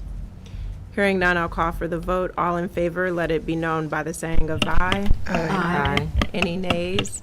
The ayes have it. The ordinance is approved. Next, we'll continue on with the reading of ordinance number 06-2026, and we'll turn it back over to the staff. Chief, do you want to say anything before we have it read into the record? Good afternoon, Mayor, Council, colleagues, and community. I just wanted to, say that it is our vision and our goal to continue to bring transparency and accountability to the community, the officers' performances, and with this grant that we just received, this will keep us in line with transparency and accountability for our residents. Thank you, Chief. And I think you shared in the work session, this would really enhance the services of the officers with translation services when there's a language barrier and the body cam is running, to just help them to provide better customer service, as one example of the technology that could be used for this grant. Yeah, go ahead, Chief. It was a handout. It was a pass. Oh, yeah, good segue. Yes, it also, this is the police accountability, community, and transparency. So the other part of that for the community, like if we wanted to purchase PSA boards, public announcement boards, anything that we could do to help improve getting notifications out to the community, just being keeping everyone informed and engaged in the community as well. So this is a good grant that will put us on that pathway of technology where we can keep residents informed and engaged. Great, thank you, Chief. So, Madam Clerk, we will turn it over to you. I hope you hydrated. This one's a little bit longer. I always have my water. Ordinance number 06-2026, fiscal year 2026 budget amendment for the acceptance of the Governor's Office of Crime Prevention and Policy Grant, Bladensburg Police Accountability Support Program for the SFY 26 Police Accountability and Community and Transparency Grant Program for $65,000. An emergency ordinance to amend the operating budget of the town of Bladensburg, Maryland for the 2026 fiscal year, July 1st, 2025 through June 30th, 2026, to increase software equipment expenses for the police department by $65,000 for the purchase, deployment of software and equipment for the town, and increase for revenues for grants $65,000 to offset expenses related to purchasing property and software for the town. And be further enacted and ordained that upon passing, this ordinance shall be authenticated by the signature of the mayor and town clerk and shall be recorded in the book kept for that purpose. In addition, this ordinance shall be published by the posting of a certified copy of it in the town hall for 10 days following its adoption pursuant to Article 2, Section 209 of the Charter of the Town of Bladensburg, Maryland, and will be effective the 8th day of September 2025. Thank you, Madam Clerk. With that, is there a motion to approve emergency ordinance 06-2026? So moved. Moved by Councilmember Blunt. Is there a second? Second. Seconded by Councilmember McBride. Any comments or questions regarding the ordinance on the floor? Hearing none, I'll call for the vote. All in favor, let it be known by the saying of aye. Aye. Any nays?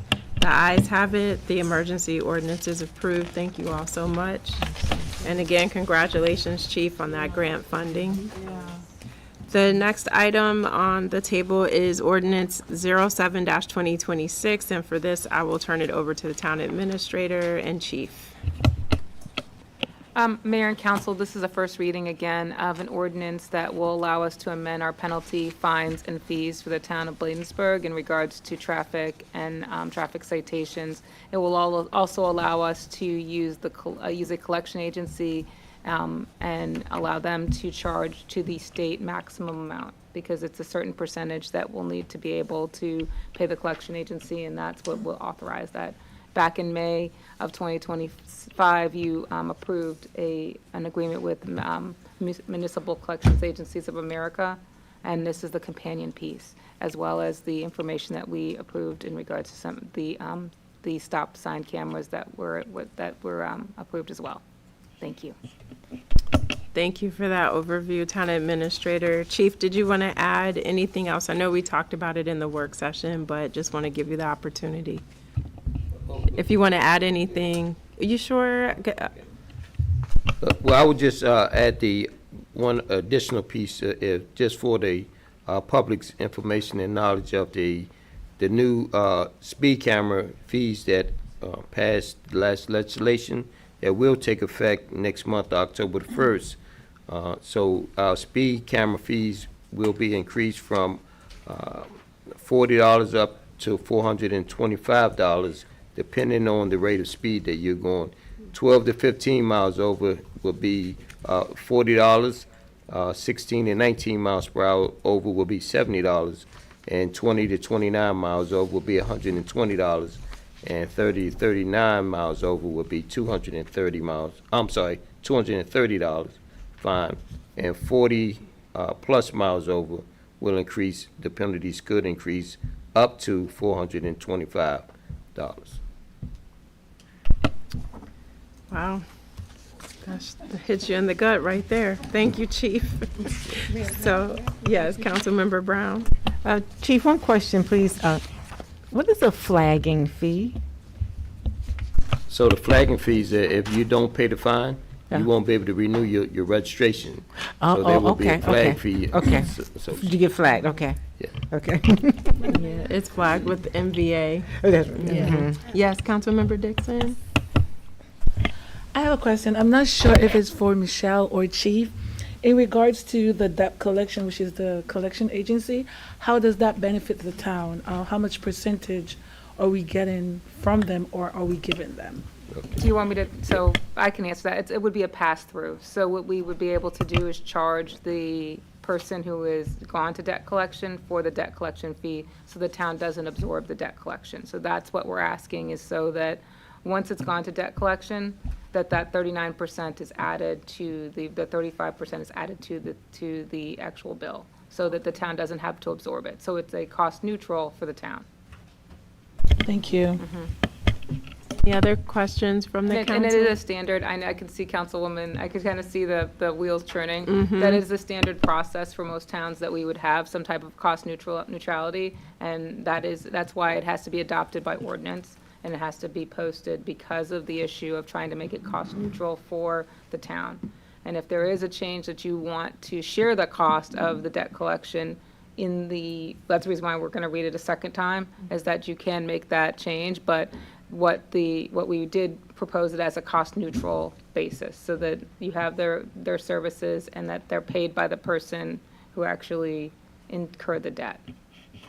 And so these are the fees. Your mic's not on, council member. sorry. That's all right. And so these fees were generated from Maryland, state of Maryland law? Yeah, so in the state of Maryland law, there is a cap to what you can charge for debt collection, and that's what we agreed with MCA, is that they could not exceed the cap that was included. The other fees, which the chief has read into the record, are some new changes, and that's why in the first session, I mentioned that the town attorney was reviewing this, and that she would be providing you an updated version of this ordinance, but we wanted to make sure that we got it out there for a first reading, one, giving the public notice that we were adding new fees and fines, and the fact that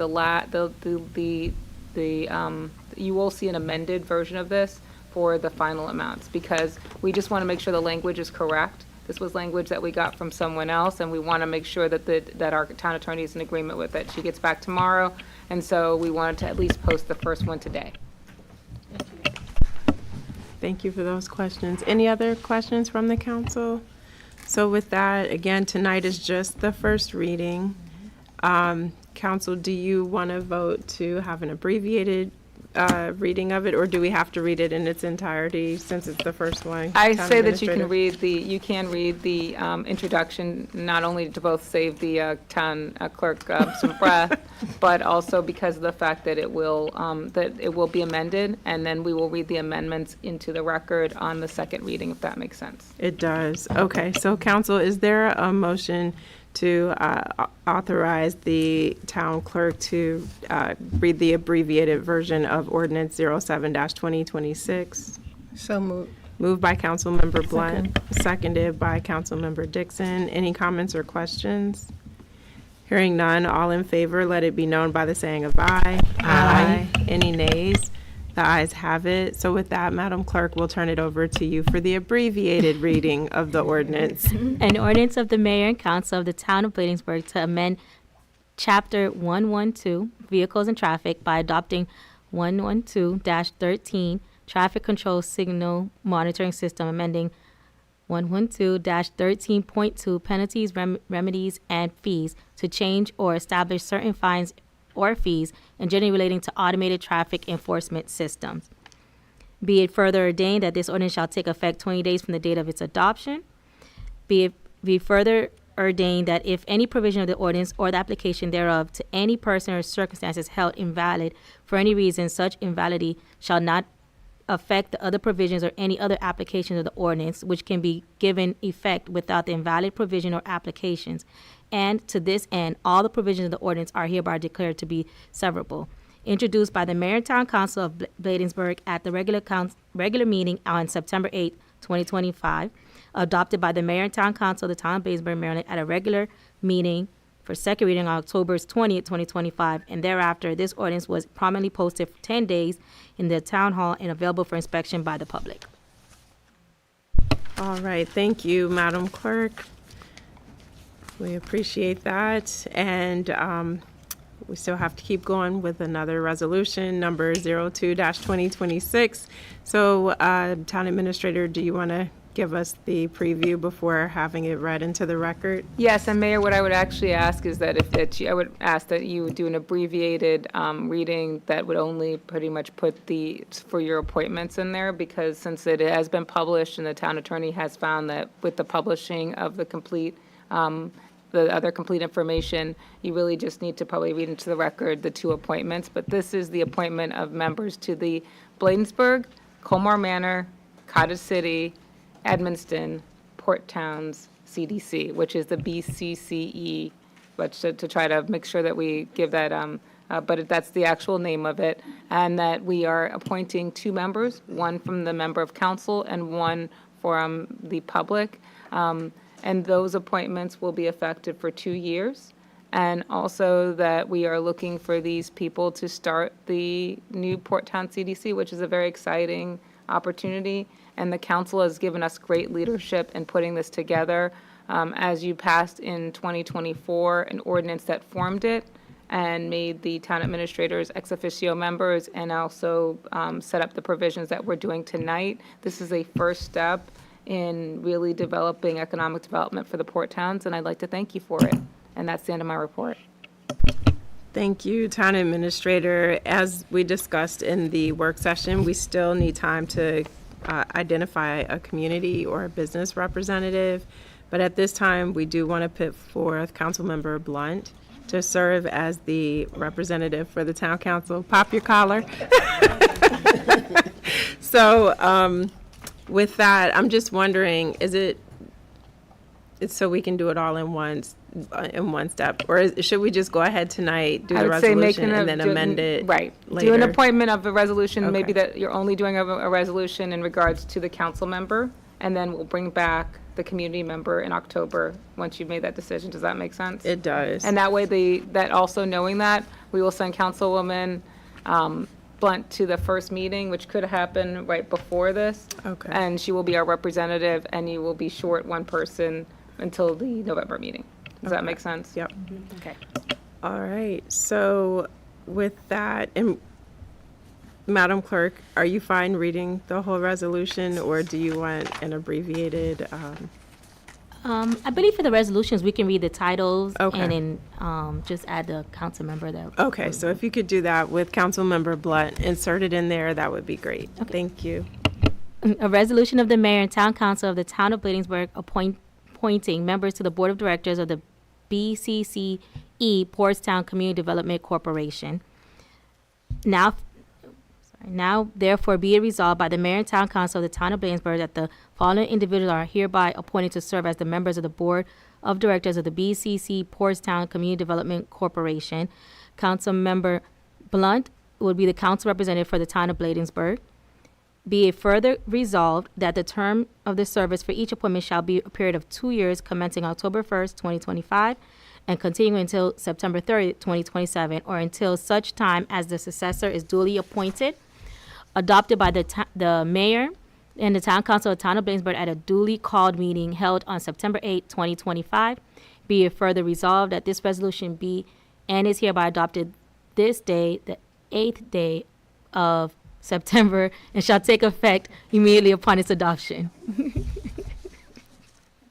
And it'll be corrected.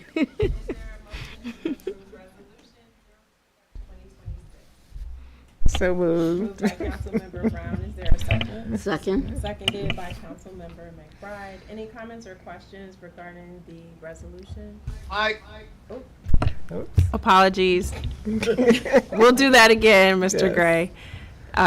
So the motion was made by Councilmember Brown to approve Resolution 02-2026. The motion was seconded by Councilmember McBride. We now call for questions regarding the resolution. I'll just say thank you, Councilmember Blunt, for stepping up. If you need a backup, I'm here. If you can't make a meeting or something, just let me know or let us know, and we'll sub in for you. With that, we'll call for the vote. All in favor, let it be known by the saying of aye. Aye. Any nays? The ayes have it. The resolution is approved. And again, we'll come back with an amendment once we have the community representative. Next, we will turn it back over to you, Town Administrator and team, for the contract approval for Calvert Ready Mix. Mayor, Council, I'm going to let Ms. Watson do this one because Mr. Paul did help with it, but I think that Ms. Watson is well prepared for this. Ms. Watson. Again, Mayor and Council, in front of you is Part 2 of the CDBG PY50 sidewalk and curb repairs. This is a contract for Calvert Ready Mix in the amount not to exceed $50,560.14 for sidewalk and curb repairs for Upshur Street. We had 6 bidders. They were the lowest bidders, and they just actually completed the sidewalks on Taussig Street. They did a great job, no complaints from residents, and our public works supervisor talked great about them and how they were very informative and keeping communicating with us. So we are definitely behind this company to doing this project. We also know because of this and the last 2, we still have funds left, so we're able to see how much more work we can do in the town because of it. That is excellent. And we appreciate the work to stretch those funds as much as possible to get more infrastructure work done in Ward 1. So with that, is there a motion to approve the contract with Calvert Ready Mix? So moved. Moved by Councilmember Blunt. Is there a second? Second. Seconded by Councilmember McBride. Any comments or questions regarding the contract approval? Here, for those who couldn't hear Councilmember Dixon, she's happy that this is being done in Ward 1. With that, I'll call for the vote. All in favor, let it be known by the saying of aye. Aye. Any nays?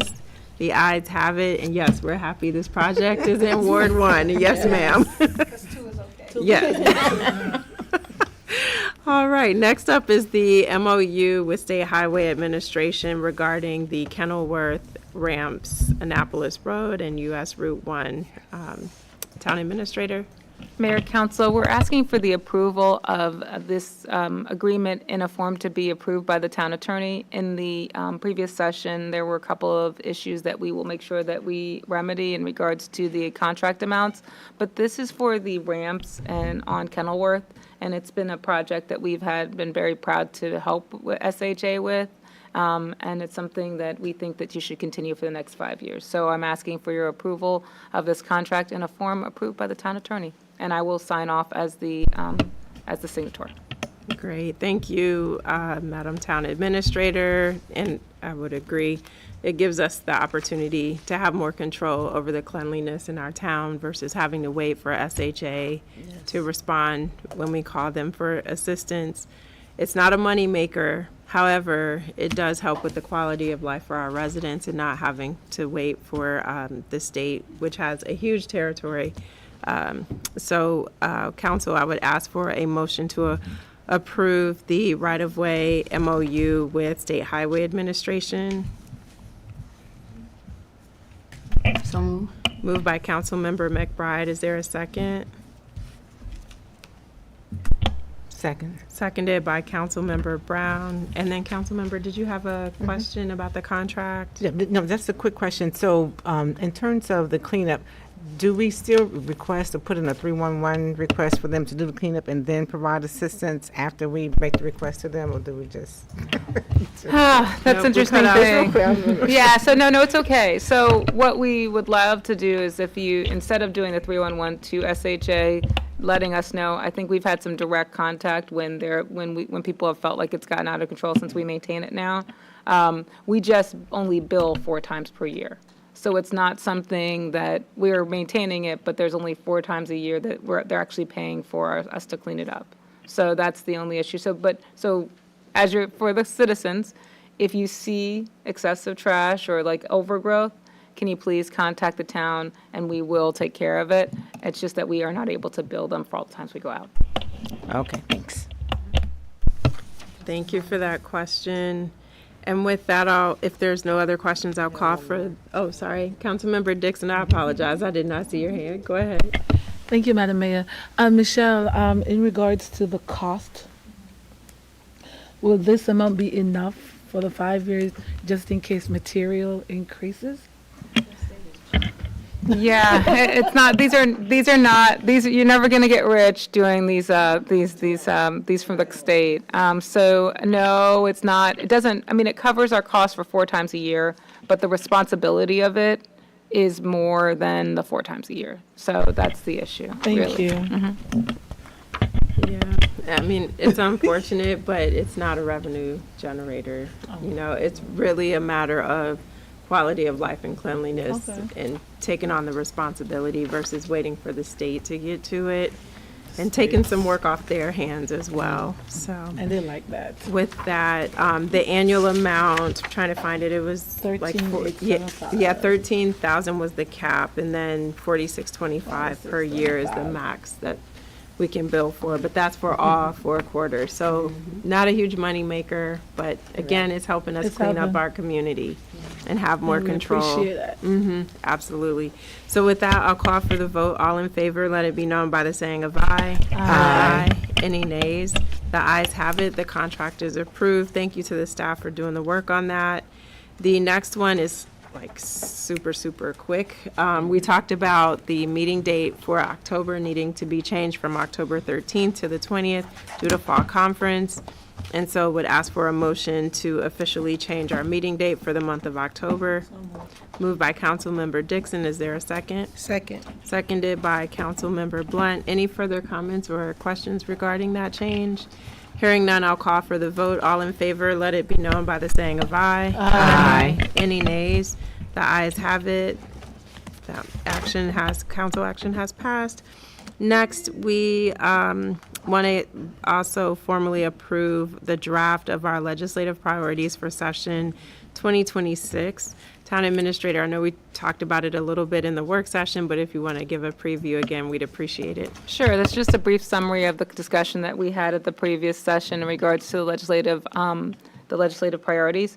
What we've done is provided a draft that have many of the same items that we had last year. However, maglev will be off because that was on, right? So I'm like, I have to make sure to make that amendment. But that we will also, that there are, another big one that we've added are economic development and the Port Town CDC, making sure that's funded. And annexation. And as I mentioned before, since we are one of the poster childs for annexation, that we'd like for people, the state not to inhibit municipalities from annexation. But a lot of the things have been consistent in our items that you have on there. The chief in the previous session, and I'm going to let him speak to those items, did make some suggestions of things that we will be adding to this. What we will do is once that is completed, we will design it in the same way that we did last year's. Ray has already come up with a new template, which is exciting. I did not share it with you, but it's beautiful as usual.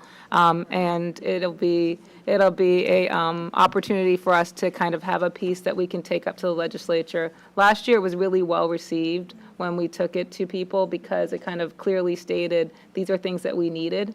And I think the nice thing about it is that when we were asked, what are things that you want for legislators, they were able to look through it and go, oh, great, we can do this, you can do that, and we can kind of state our positions. So it's an evolving document. It's something that we think is really important. You've always had it, but the newly printed one is really helpful for us as far as making sure that our legislative team really deals with that. And it's not only Mr. Perez, but our economic development consultant who also uses it, whoever that will be in the next month or two. So there we go. And thank you for that overview. I'm just wondering, should we hold on the approval until we have the input from Chief Collington and I would say that I would ask if you guys did it pending with Chief Collington, and I will send Okay. it to you I can send it to you for you to review online.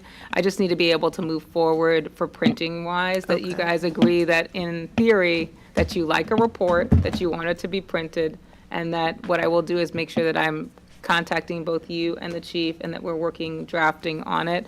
It's not something that you need a formal council approval on. It's just more the fact that I wanted everybody to agree that the main principles that are there, but I'm also noting that the chief's sections need to be changed. So I would love to let the chief, if he wants to put anything else on the record, to do that, but I do have minutes from the last meeting. If he wants to add that right now, he can.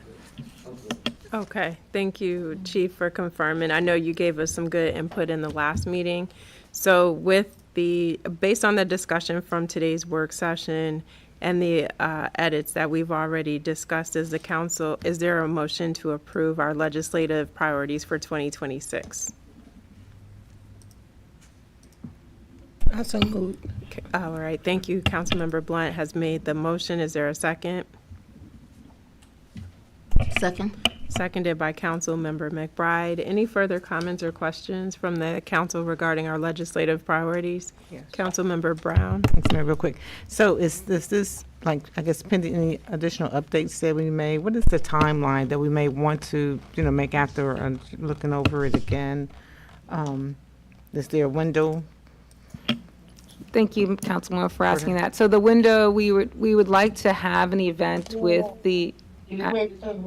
What was that? Sorry, Mr. Gray, were you speaking to us? That was weird. Did you guys hear that? Yeah. Oh, no, It he sounded said like no. it was Okay, coming well, through that the was a ghost. I'm microphone. sorry. Okay. That's crazy. That was weird. It's not him. Go ahead, Mayor. Councilwoman, I was answering your question. I believe that you asked whether or not before the ghost came in to kind of do this, the question that you had was, what's the timeline?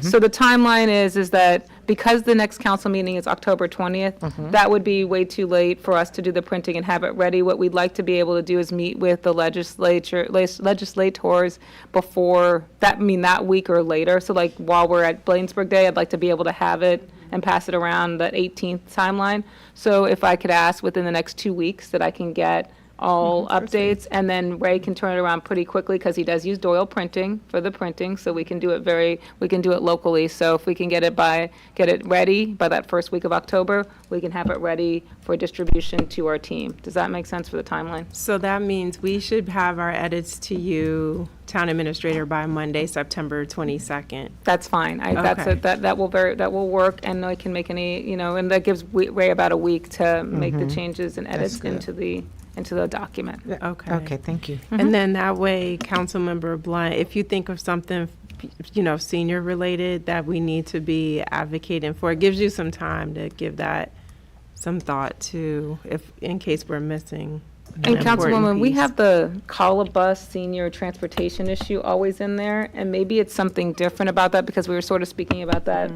And maybe it's something looking for the state or somebody else to pick it up versus the port towns.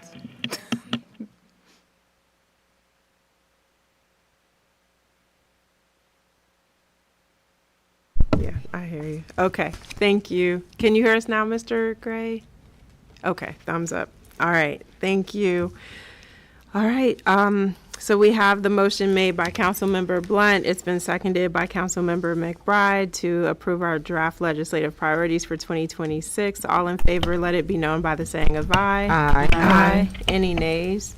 The ayes have it. Thank you so much. This is great progress. And I know the senator was asking about these when I saw him last month, so it's good that we can say we're almost there to be able to share everything with him. The next item will be quick. We mentioned in the work session updates about the semi-quincentennial celebration, the nation's 250th anniversary, which kicks off in January of 2026. And the town's task force will start meeting next week. We are meeting at 12 noon here at Town Hall. So council, if you're available, please come. I believe we'll have lunch for everyone. Or did I throw What's you the on the date spot? again, Mayor? Next Monday, September 15th. Oh, okay. Sandwiches or something, Yeah. since folks are on lunch break. And we'll get our group of folks together to talk more specifically about efforts in the town of Bladensburg to celebrate our nation's anniversary. It's at 12 o'clock and we'll go until 1. Yes. And the other part that we did share in the last meeting is that I've drafted curriculum for a Civic Citizens Academy. The council and department heads will review that and offer some input. So we make sure we put together a robust course and launch that at the beginning of 2026. It'll be a 6 to 7 week course to really teach residents all about their government, give you the opportunity to ask us questions, how we work, how we legislate and govern, but also get into the specifics with our departments and how they function, how they make decisions based on direction from the council. And then we're going to also have some interaction there, including a couple of opportunities to turn the tables and have the residents be the council and walk the residents through how to conduct a council meeting and how to take steps to pass an ordinance. So again, we want to take this opportunity to get more civic engagement going on in the town of Bladensburg. So just look forward to launching those activities coming up soon. Town Administrator, did you have some other updates? Did you want us to show the video? Yes. Okay. We're ready for the I'm going video. to try to Okay, share. while you're teeing it up, so the Maryland 250 Commission, which I'm honored to be a part of, has commissioned a promo video, and we will play that for the community now. Okay, I'm trying to press the play button.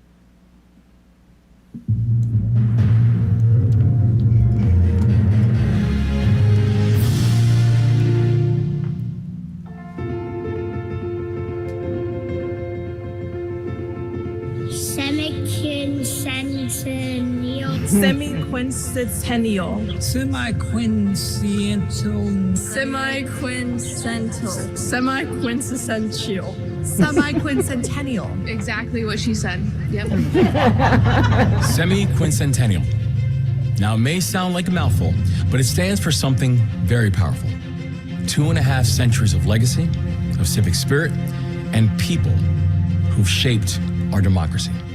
Maryland's been there since the beginning, signing the Declaration and continuously striving to serve, include, and inspire. In 1776, Maryland helped lay the foundation of American democracy. But our story was shaped by more than just the signers. It was shaped by the labor of slaves, the voices of indigenous people, and the strength of everyday Marylanders who built a foundation for all. Our story is still being written.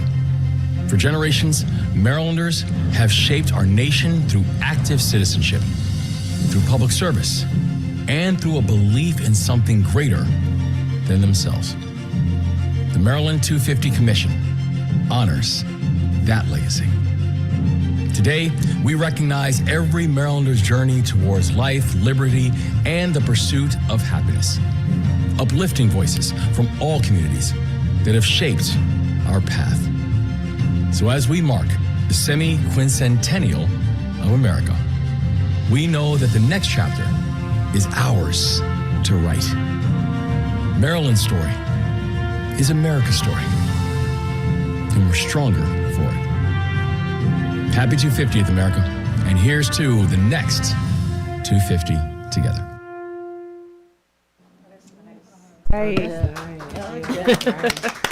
Thank you. So the commission is very proud of the promotional video. Hopefully, as our task force comes up with our ideas, we can also post that on our page of the website once we get that populated and encourage residents to share it.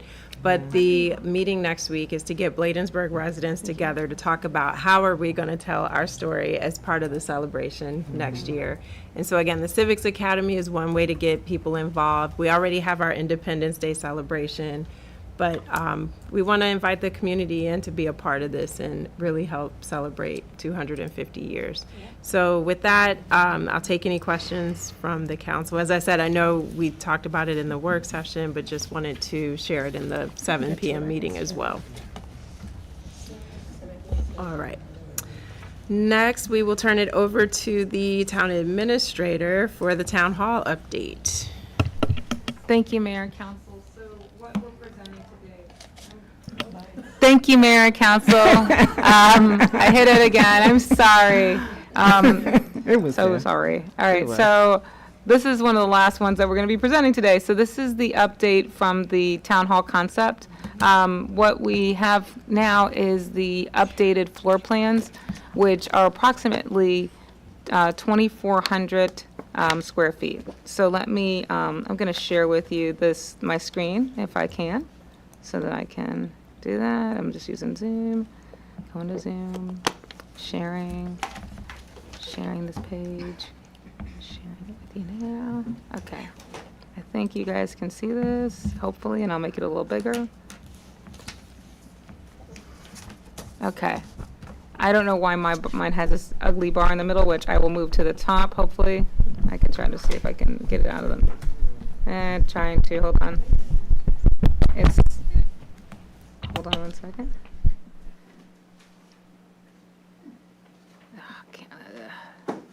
My mouse. All right, oh well. All right, so just ignore the bar. But in the middle of the bar, it says there's 24,710 square feet. Which is, and so when we go to the next page, oh man, this bar is going to make me crazy. I'm going to see if I can move it out of the way.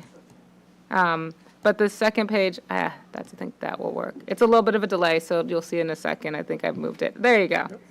So the first floor is 14,025 square feet. And what we can notice over in the very top portion is the council portion. What the consultants did was really listen to the issue of an overflow council space. So they created a larger council space with a training room that has a removable door, which is right here in this very top. Code enforcement, dispatch, and then the cells with the jail cells that we have here will be on the first floor, right next to town administration. So I get to see all. No, I'm joking. It's right next to town administration. So we adjoin a wall with the special areas. On the second floor are all the other police areas that we looked for, which was there would be a shared gym and locker space, a roll call center, the police leadership in this corner up top, patrol, and our special investigative unit and SAT would be on the second floor. So these are more detailed, which is also included in your packet, so that you can kind of see them a little bit more. But what we've had. So this is one of the last deliverables which they needed to provide to us. It's about 4,000 square feet smaller than our earlier estimates. What I asked them to do is sort of trim it down so that we had maybe less less big hallways and spaces and more utilitarian space because of the fact that every square foot costs money. And so moving it down from 28,000 square feet to 24,000 square feet probably saved us about $1 million to $1.5 million in this floor plan. So this is not the final floor plan, but it is an ideal floor plan. So when we move towards the next step, which is what I'm going to tell you about, which is our next step, is that we continue to engage with Neighborhood Design Center, who we've already spent about $77,000 with, in regards to a development of an RFP or an RFQ, which is a request for proposals or a request for qualifications for a design bid process or just an architecture process. So they're going to give us their thoughts. We're going to come back to the council, explain what those are, just talk about what is a design build, what is a design bid build. So we'll give you all those different options so you'll be able to see that. This will help staff, which is what the extra scope is, to develop whatever the mechanism we're going to use for this process is.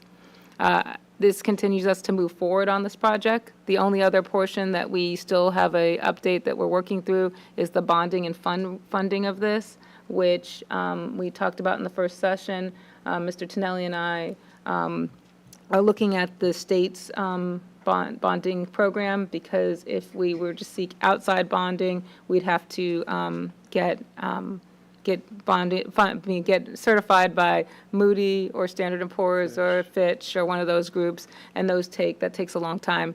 What we can do is build up our credit with the state, and as we build up a capital improvement program or a CIP, we would then move towards bonding on our own. So that's a long story, and I didn't mean to take this long, but I think it is an important process.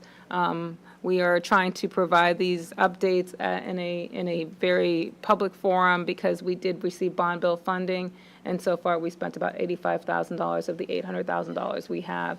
We're trying to be very conservative with our funding so that we can use as much towards construction as possible. So those are all that's just my overview, and I know it seemed like a lot, but I wanted to give the council as much information as we could on the It's record. appreciated. I'm just counting down to the day where we can just take a wrecking ball to this place. We're so far past the useful life. We are really bursting at the seams here, and then just with the age of the facility, it's hanging in there. It's trying to hold on until we're ready to demolish and start construction. So it is exciting to hear these updates. Thank you to you, Mrs. Bailey Hedgepath and Mr. Tonelli, for doing the work to make sure that whatever decision we make, we have the proper financial information in front of us so we can make wise choices for the community and for our future. Any questions from the council at this time? Hearing none, we will turn it over to the clerk for an election update. Yes, Mayor and Council, just quickly, our 2025 town election cycle has begun. We have 5 candidates certified and qualified to appear on the ballot for the 2025 election. I just wanted to thank the Board of Supervisors of Election and Ethics Commission for their hard work getting all the candidates certified quickly. Another point, I wanted the residents to know that we have new ballot drop box, one in front of the community center and one in front of Town Hall. So if you are filling out applications for absentee ballots, once you do receive your ballot, you can drop your ballot at at the community center or Town Hall, or in the postage, in the envelope that's already paid for. So we have 3 options. One of the new things that the residents will see is that all the ballot envelopes are new, and they are being mailed from a third party, not from Town Hall this year. Other than that, we have our October 1st will be our election training for the Board of Supervisors of Elections. It'll be the use on the equipment as well as election day procedures. And again, I just want to thank Ray for all his marketing of the election and getting all the information out there to our residents. Thank you, Madam Clerk. And I think the other update you gave in the work session was that the absentee ballots were due back by September 22nd? Yes, the last day to get an application for absentee ballot, to turn one into the Town Hall is September 22nd. Great. I just wanted to make sure folks are aware of that deadline. Thank you, and thanks for all your work as well as that of the Board of Supervisors of Elections. Any comments or questions from the council? Councilmember Brown? Security of the boxes. Yes. so that the residents can feel and know that the boxes are secure. Yeah, so the boxes are very secure. They all have keys and they're under unlocked. Once every day, we will pick up absentee ballots daily, and then we will bring them to town hall and then put them in a locked drawer inside of the town hall until the day of election. Thank you. And seeing no other questions, we'll move forward to the next item, the informational memo regarding residential parking in town. Thank you, Mayor and Council. So I just wanted to take a point of personal privilege again to go back to the elections information. I want to really thank Ms. Watson for implementing all of the many facets of this election, because I don't think everybody realizes how complex it was from the standpoint of all the recommendations that were made by the Board of Election Supervisors, getting together the Ethics Commission, having them to do all the different reviews, getting them trained in the last few months. It's been a lot of work, and I really do appreciate the work that she's done. So thank you. It's like, and really making this a secure and being very impartial in this election, because it's hard. It's not an easy job, and that's the reason why I'm the town administrator and I don't have to do this one, because this is a very hard job. And I'm so happy and I'm proud of her for the work that she's done. So I just wanted to put that on the record, because it's not easy. I go in every other day and go, how's things going? And check on it. But then I walk back out and and then let her take care of it. So I just wanted to say that, because I don't think we give everybody the roses they need at the time they get them. And so really, Ms. Watson, you've done a really good job at this, and I appreciate the work that you've done. And I know that this is a high pressure, high stakes job. So thank you. All right. Thank you. I wanted to stop and just say that because I wanted to make it in the time and timely. But so the residential parking. So we had a nice conversation in the earlier session about residential parking. I did get some really good direction from the council from the standpoint of trying to put this in a priority process, that in 2026, we're going to do some data gathering, bring you some stats on what type of violations are being issued, and the police department's going to provide that to you. Well, from the standpoint of general staff, what we can also do is provide you with how much any kinds of parking studies, all that kind of stuff will be for the FY '27 budget or '28, just given what cost is.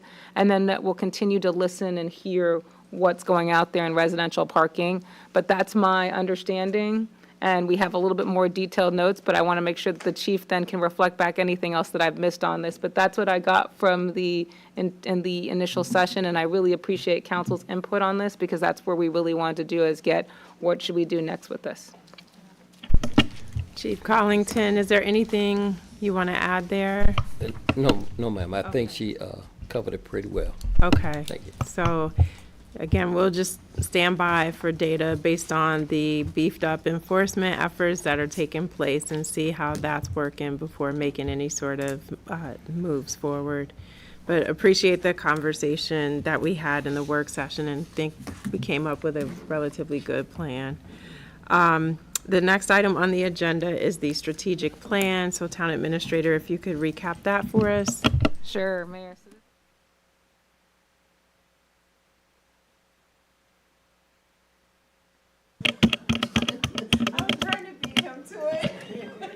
Strategic plan, I'm on. I should hear the difference of it, and I keep on messing it up. That's all right. So the strategic plan. So what we've provided in the council packet is sort of an update on where we are in the strategic plan. And as I mentioned in the first session, I have to say a round of applause for the council for getting a big portion of this done. So thank you guys for implementing and getting a lot of the existing strategic plan done. I know this is my cheerleading session, Vito. Don't laugh at me. So I got to give people positive feedback today. This is the new Michelle. The new Michelle is positive feedback, Michelle. So new Michelle. So the strategic plan is, in a lot of it, we have either made progress or completed some of those items. What we put together today is a Excel sheet that kind of that puts that together. What we're looking for in the next couple of months is to, one, update and add things that we are doing that are not reflected in the strategic plan, and provide a plan update for the council. And then what we can do is either have a session where we do a strategic planning session where we formally adopt that update, or we can put together just an update to say, these are things that we've done, and we have a report that says that. So those are the next steps. As you all, in previous emails or in a previous memo I put, we would go out to see how much a planning process costs. The initial quote was about $70,000 from the previous group. At this point, that is cost prohibitive for the town. But I do recommend that when we do a real strategic plan, that we do it with a third party. In the previous session, we discussed actually working with the University of Maryland or with the University of Baltimore. Some of the student projects have been, the University of Maryland does student projects, and they might be able to do some help, but the University of Baltimore does have a public administration program where they are doing some consulting. So that's just a big old summary of what, and I probably have missed something, but that's what we discussed in the last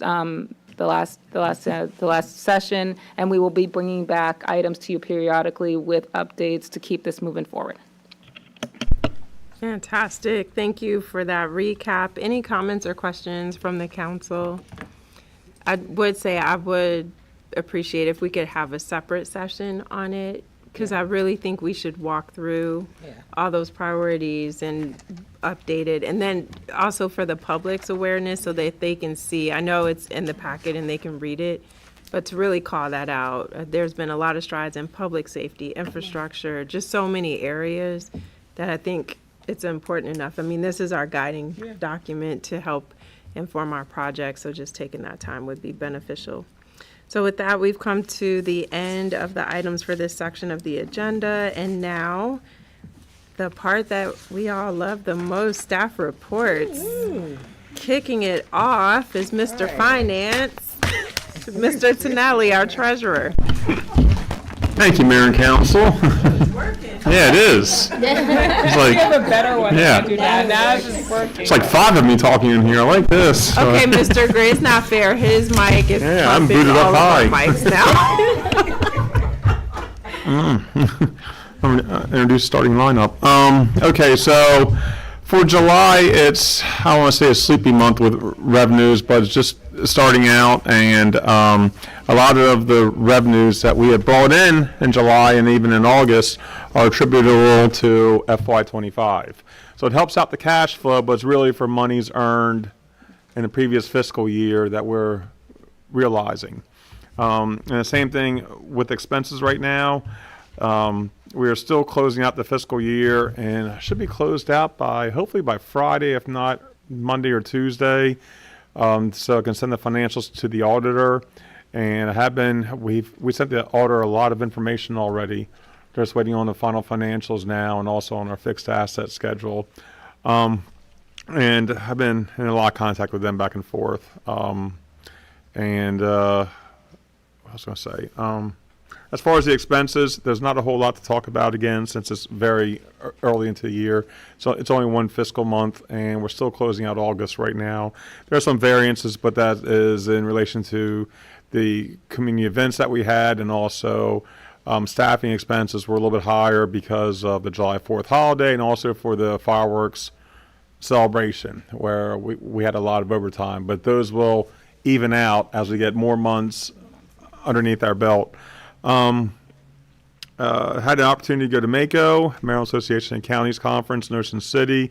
Again, it's very helpful because you get to talk to other colleagues around the state, and not only in your field, but in other fields and in other counties and state departments. And actually, the vendor floor is where you have a lot of relationships there. I talked to quite a few of our current vendors, some new ones, and actually was invited to a dinner with a bonding agent that I've been talking to, that town minister has been talking about. And actually, my wife is traveling with them to New York this week to talk to 3 agencies, which is pretty cool to hear. They had to pitch to Moody's, Fitch, and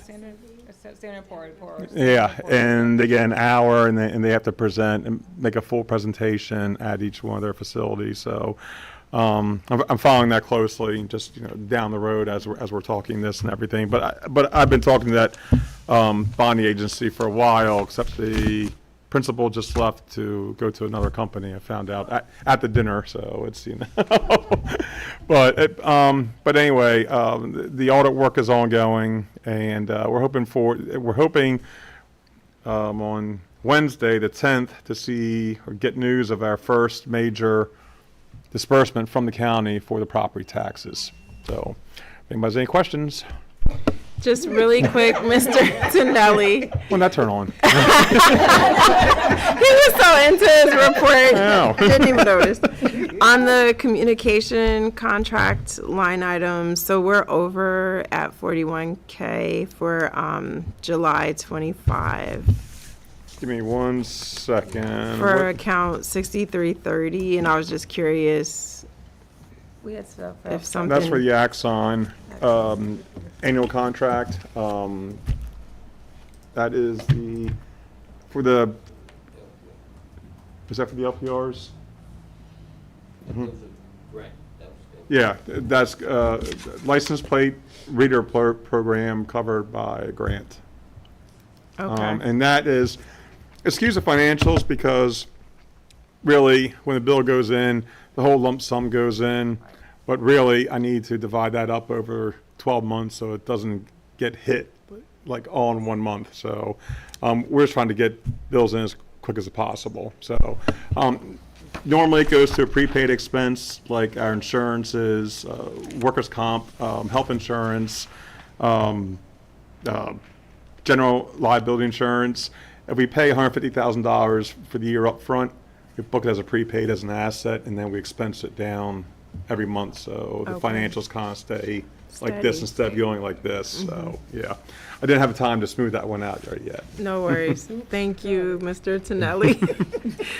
It just caught my eye at 103%. I was like, wait a Yeah, I minute, know. this year just Yeah. started. And you know, I get nervous because Oh, yeah. the tax revenue from property taxes is September going into But again, it's still October. cash. I mean, even Yeah. though it's, you know, we spread those expenses out over the year, it's still $150,000 up front for legit cash going out, $50,000 upfront down payment for workers' compensation, this at $41,000.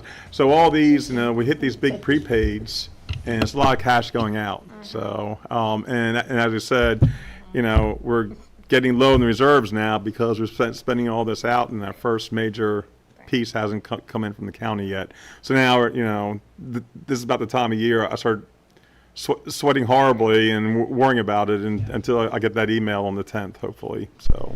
And hopefully by next month's meeting being pushed back a week, that gives us a little more time to get that first, you know, tranche of property taxes in Yes. to kind of settle things. So, okay. And again, I mean, and we'll have a full quarter of financials That's true. under us by then instead of just 1 month right now. So. Thank you, Mr. Tonelli. Clock off still? Or is it Nope. okay? Over to Public Safety, Chief Collington. I mean, I was hoping I could get some of Vito's minutes, but since he took some of mine, I'll be quick this time. You got your food? So good evening, Mayor, Council, community, colleagues. My report has been submitted. It's online, but I just want to highlight a few things that we accomplished this month. Just want to give a huge shout out to our community action team putting our National Night event together. It was a nice turnout with the collaboration of our allied law enforcement, our community, our council, definitely our police officers. I want to shout them out as well for showing up and supporting the event. And that was on August the 8th. Again, school just started, so we were happy to again celebrate our young people going back to school. So we had want to give a shout out to our sponsors that helped with the backpack giveaway. Pastor Rouse from Church of Bethesda, Pastor Danny, and a couple of the local restaurant, La Chista. Don't get me to mess that up. Yeah, So they gave a nice donation. I want to give a huge shout out.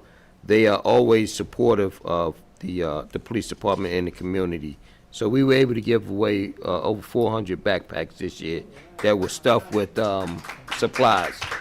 So I'm really excited about that. Our units responded to this year. We had last month we had 1,118 police contacts, and a lot of them, if you look in the report, we do a lot of community outreach and premise checks, or what we call them. That is one thing that we want to make sure that we continue to do, is visit our all of our various senior citizen buildings as well as our businesses, just to touch bases out there to let them know that we are here and to listen to any concerns that they may have. So you can see the number of premise checks that we did there throughout the month on top of all the calls.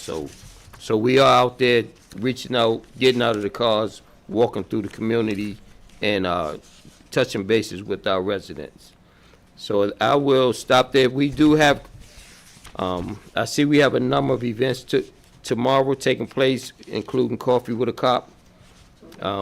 We have Coffee with a Cop tomorrow at Chick-fil-A, and that's the 6100 block of Annapolis Road at Chick-fil-A. So they have been great partners with us. They actually, the owner of Capitol Plaza, Chick-fil-A, actually came to our National Night Out.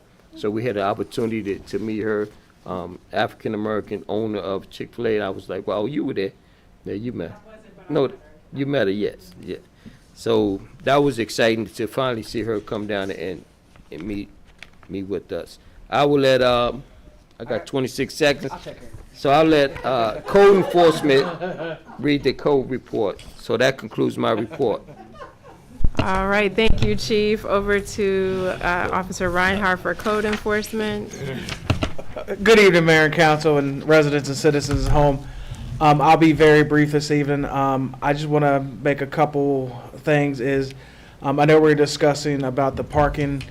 During the summer months, we responded to and actually issued 70 parking violations throughout the community. A lot of them were in the business section.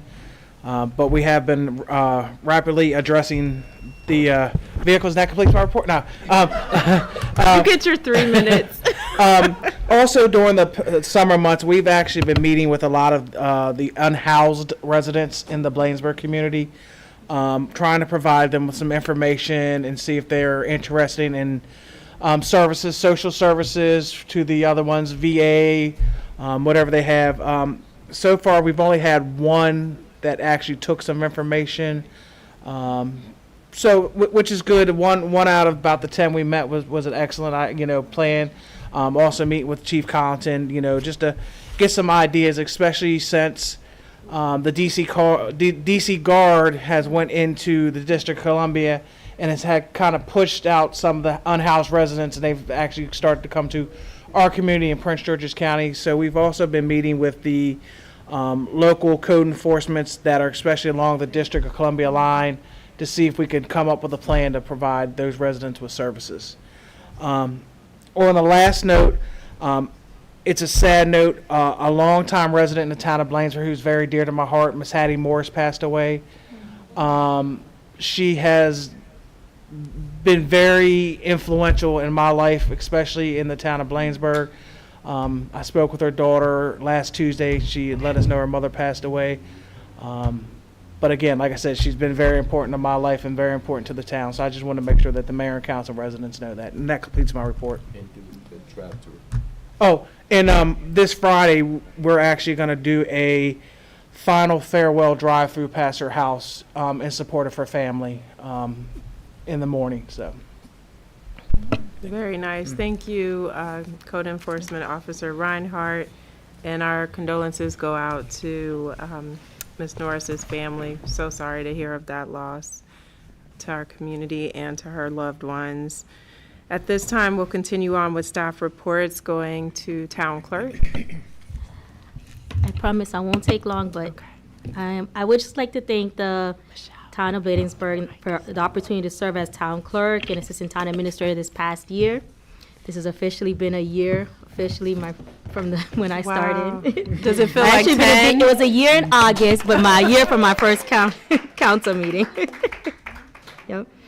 It is an honor to contribute to the progress of the community alongside the mayor, the council, my great leadership team, our great administrator, and my great colleagues.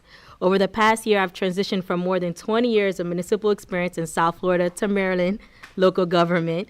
And this period has been a meaningful professional growth marked by challenges, collaboration, and I just want to say I'm very, very happy to be part of the Bladensburg team. And I'm not going to go through my whole report, but it does have some key accomplishments, some goals that I'm looking forward to that I did share with the town administrator for the future. And again, I just want to thank everybody and the whole team and everybody, and I'm looking forward to continuing the work as I go. Thank you.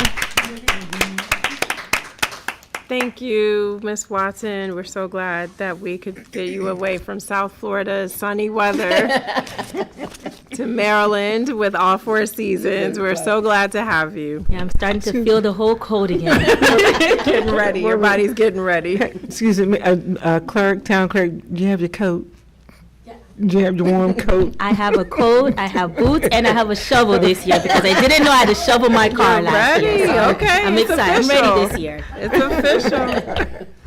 All right. Thank you for that report. And Town Administrator, we will turn it over to you. I know Mr. Hall is not with us. So. Yeah, I just wanted to take a second to go through Mr. Hall's report really quick, and I'll use my time, for his as well. So he did, in his report, he noted the activities that they provided as far as the 4th of July, and then they've done some new striping on 54th Street, and that was a big, with the police department, that was a big opportunity. They also installed the benches throughout the town, which is some nice pictures in there as well.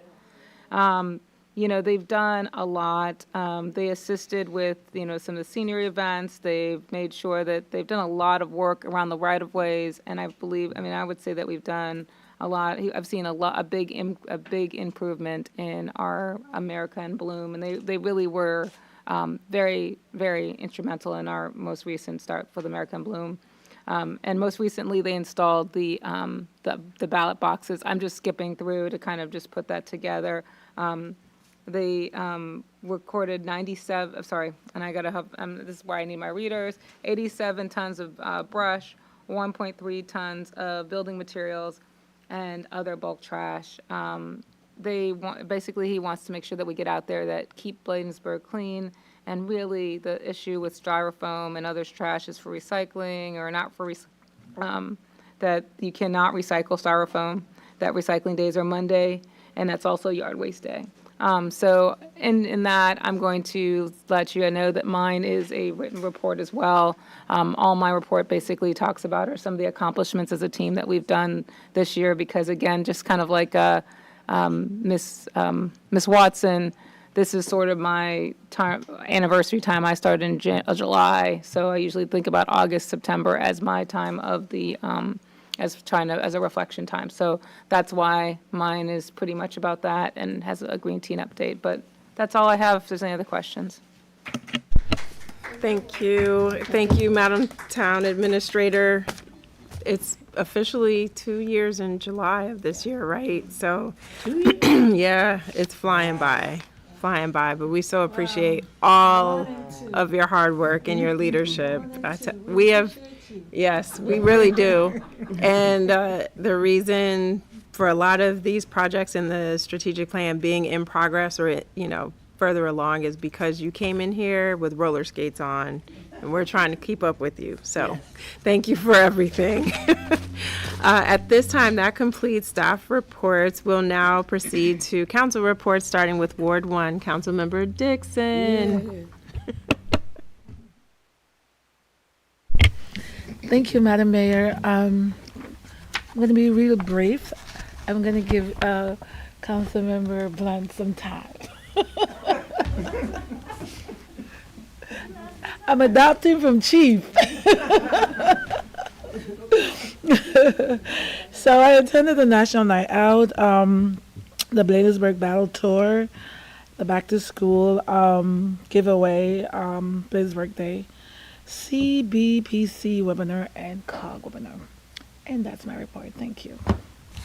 Thank you, Councilmember Dixon, for that update. Next, we'll proceed over to Councilmember Brown. Thank you, Mayor.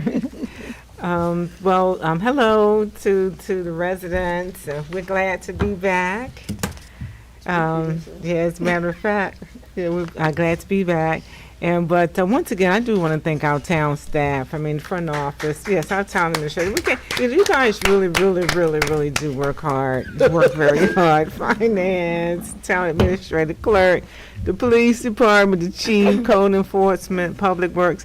I mean, and the thing about it is that it's noticed. You can see it. We feel it. We live here in Bladensburg. So after we get off the dais, we go home, in Bladensburg. And so we really do appreciate all that you all do and show that you care about Bladensburg as well. So we really just can't say that enough. So we really do thank you all. I have attended a host of events. One of the events was Price Benowitz. They did a backpack giveaway at the Bladensburg Elementary School. So it was about 350 or so backpacks and supplies that, in addition to the other backpack giveaways that Price Benowitz did at the Bladensburg Elementary School. So I've, like I said, attended another host of events. I am just excited and looking forward. Excited and looking forward. So I will say that on September the 27th, please come out because we have another community meeting from 10 a.m. until 11 a.m. So hope to see you all here at the town of Bladensburg, at the Bladensburg Town Hall on September the 27th. And that's pretty much it for my report. Thank you. All right, thank you, Appreciate it. Councilmember Brown. Next, we'll proceed with Councilmember, Carol McBride's report.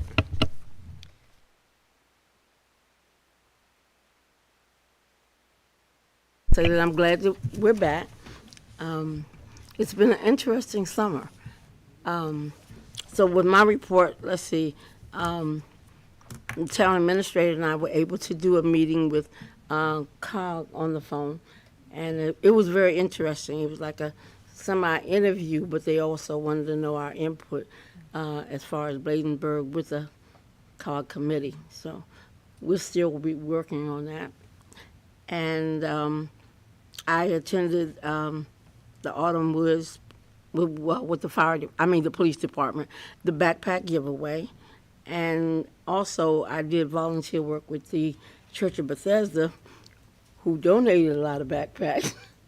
So that was interesting, and that's about it. So I look forward to even more work this month. All right, thank you, Councilmember McBride. And next, we have Councilmember Blunt, who apparently has extra time. So over to you.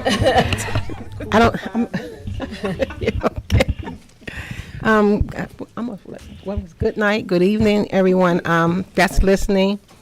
And if you're listening, tap on your neighbor's door and ask them to tune in. Tomorrow, I only want to speak about the senior gathering on tomorrow at 10 o'clock from 10 to 2 right here in David Harrington's Park. I'm asking the senior citizens if you'd like to come on down and take part. And take part of the senior gathering. Please come down. We have a special guest that's coming tomorrow, Miss Maryland Senior Sherry Lupkins will be attending the gathering on tomorrow. So come on out and have some fun, and you're going to be singing some karaoke. I just thought I'd throw that in there. But yeah, just again, continue to be safe out there when you're crossing the streets, wherever you're going. Take someone with you. Have your head on a swivel. I just learned that. Making sure that you very careful about who you meet, who you talk to on social media, and all that good stuff. But again, thank you. Thank you. All right, thank you, Councilmember. Did you have one more thing? I want to say one more thing. kudos to Westmore for what he said about our children. I know I'm not supposed to do that. I apologize. But thank you, Westmore, for your comment. Thank you so much, Councilmember Blunt, for that report. And wrapping us up, I will say my written report is on the website now, so it's there for information. I just recapped the summer because it has been a busy summer going back to June. And highlighting some things there. Wanted to note, I did also have the opportunity to represent MML at the MACO conference. Thank you, Mr. Tonelli, for nudging me to do that. That was really helpful because in the budget outlook with Comptroller Brooke Learman, she provided some resources as far as reports that her office is putting out, which I think we need to be reading as we start preparing for budget outlooks for the coming year. The state does a lot and has some good data around numbers, revenue coming in, trends in terms of the number of workers that are leaving the state of Maryland compared to the number of workers coming in. There's a lot of information that can really help inform our decisions on the local level. So that was hugely beneficial. And Mr. Tonelli did tell me that conversations are different at MACO versus MML, and you do get more of that type of substance to really help you dig a little deeper and make some more strategic decisions. I'm thankful to the staff for the America and Bloom assessment going as well as it did. The assessors were great, but I think you guys, the work that you all put in specifically to that effort to build a robust schedule for the assessors really made a huge difference. Yes. So thank you, Michelle, Ray, Regime, everyone. Yeah. You guys did a fantastic job. And the open house at the farm couldn't have come at a better time because it was their last evening here. So for the assessors to be able to see our urban farm in action and to see the amount of interaction from the community and the support was hugely valuable. Again, Maryland 250 Commission activity has been heating up a lot. For MML, I had the privilege of sitting in on their summer symposium, August 1st. The panel was Building Resilient Communities and really talking about the impacts of climate change on minority communities. So it was nice to be able to use the case study of our mitigation project for flooding that we're working on in partnership with the Prince George's County Department of Public Works, and just to hear and learn from others. In closing, I will say the one thing I highlighted and read in my report was the Maglev project has been halted, and I did include as an attachment the actual letter to the Maryland Department of Transportation from the Federal Railroad Administration. So residents, please take a look at that, which really outlines the reasons why this project is dead in the water and hopefully will stay that way. So Ms. McCutcheon, thank you for your advocacy. I put a shout out in here for you and all that you've done to really help the community rally around this project, along with other communities who were very vocal as well. So that concludes my report. We are at the end of our time together, and so with that, I'll take a motion to adjourn tonight's meeting. I so moved. Moved by Councilmember Blunt, seconded by Councilmember McBride. Any comments or questions before calling the vote? All in favor, let it be known by the saying of aye. Aye. Any nays? The ayes have it. Thank you so much. We're adjourned. Good night, everybody.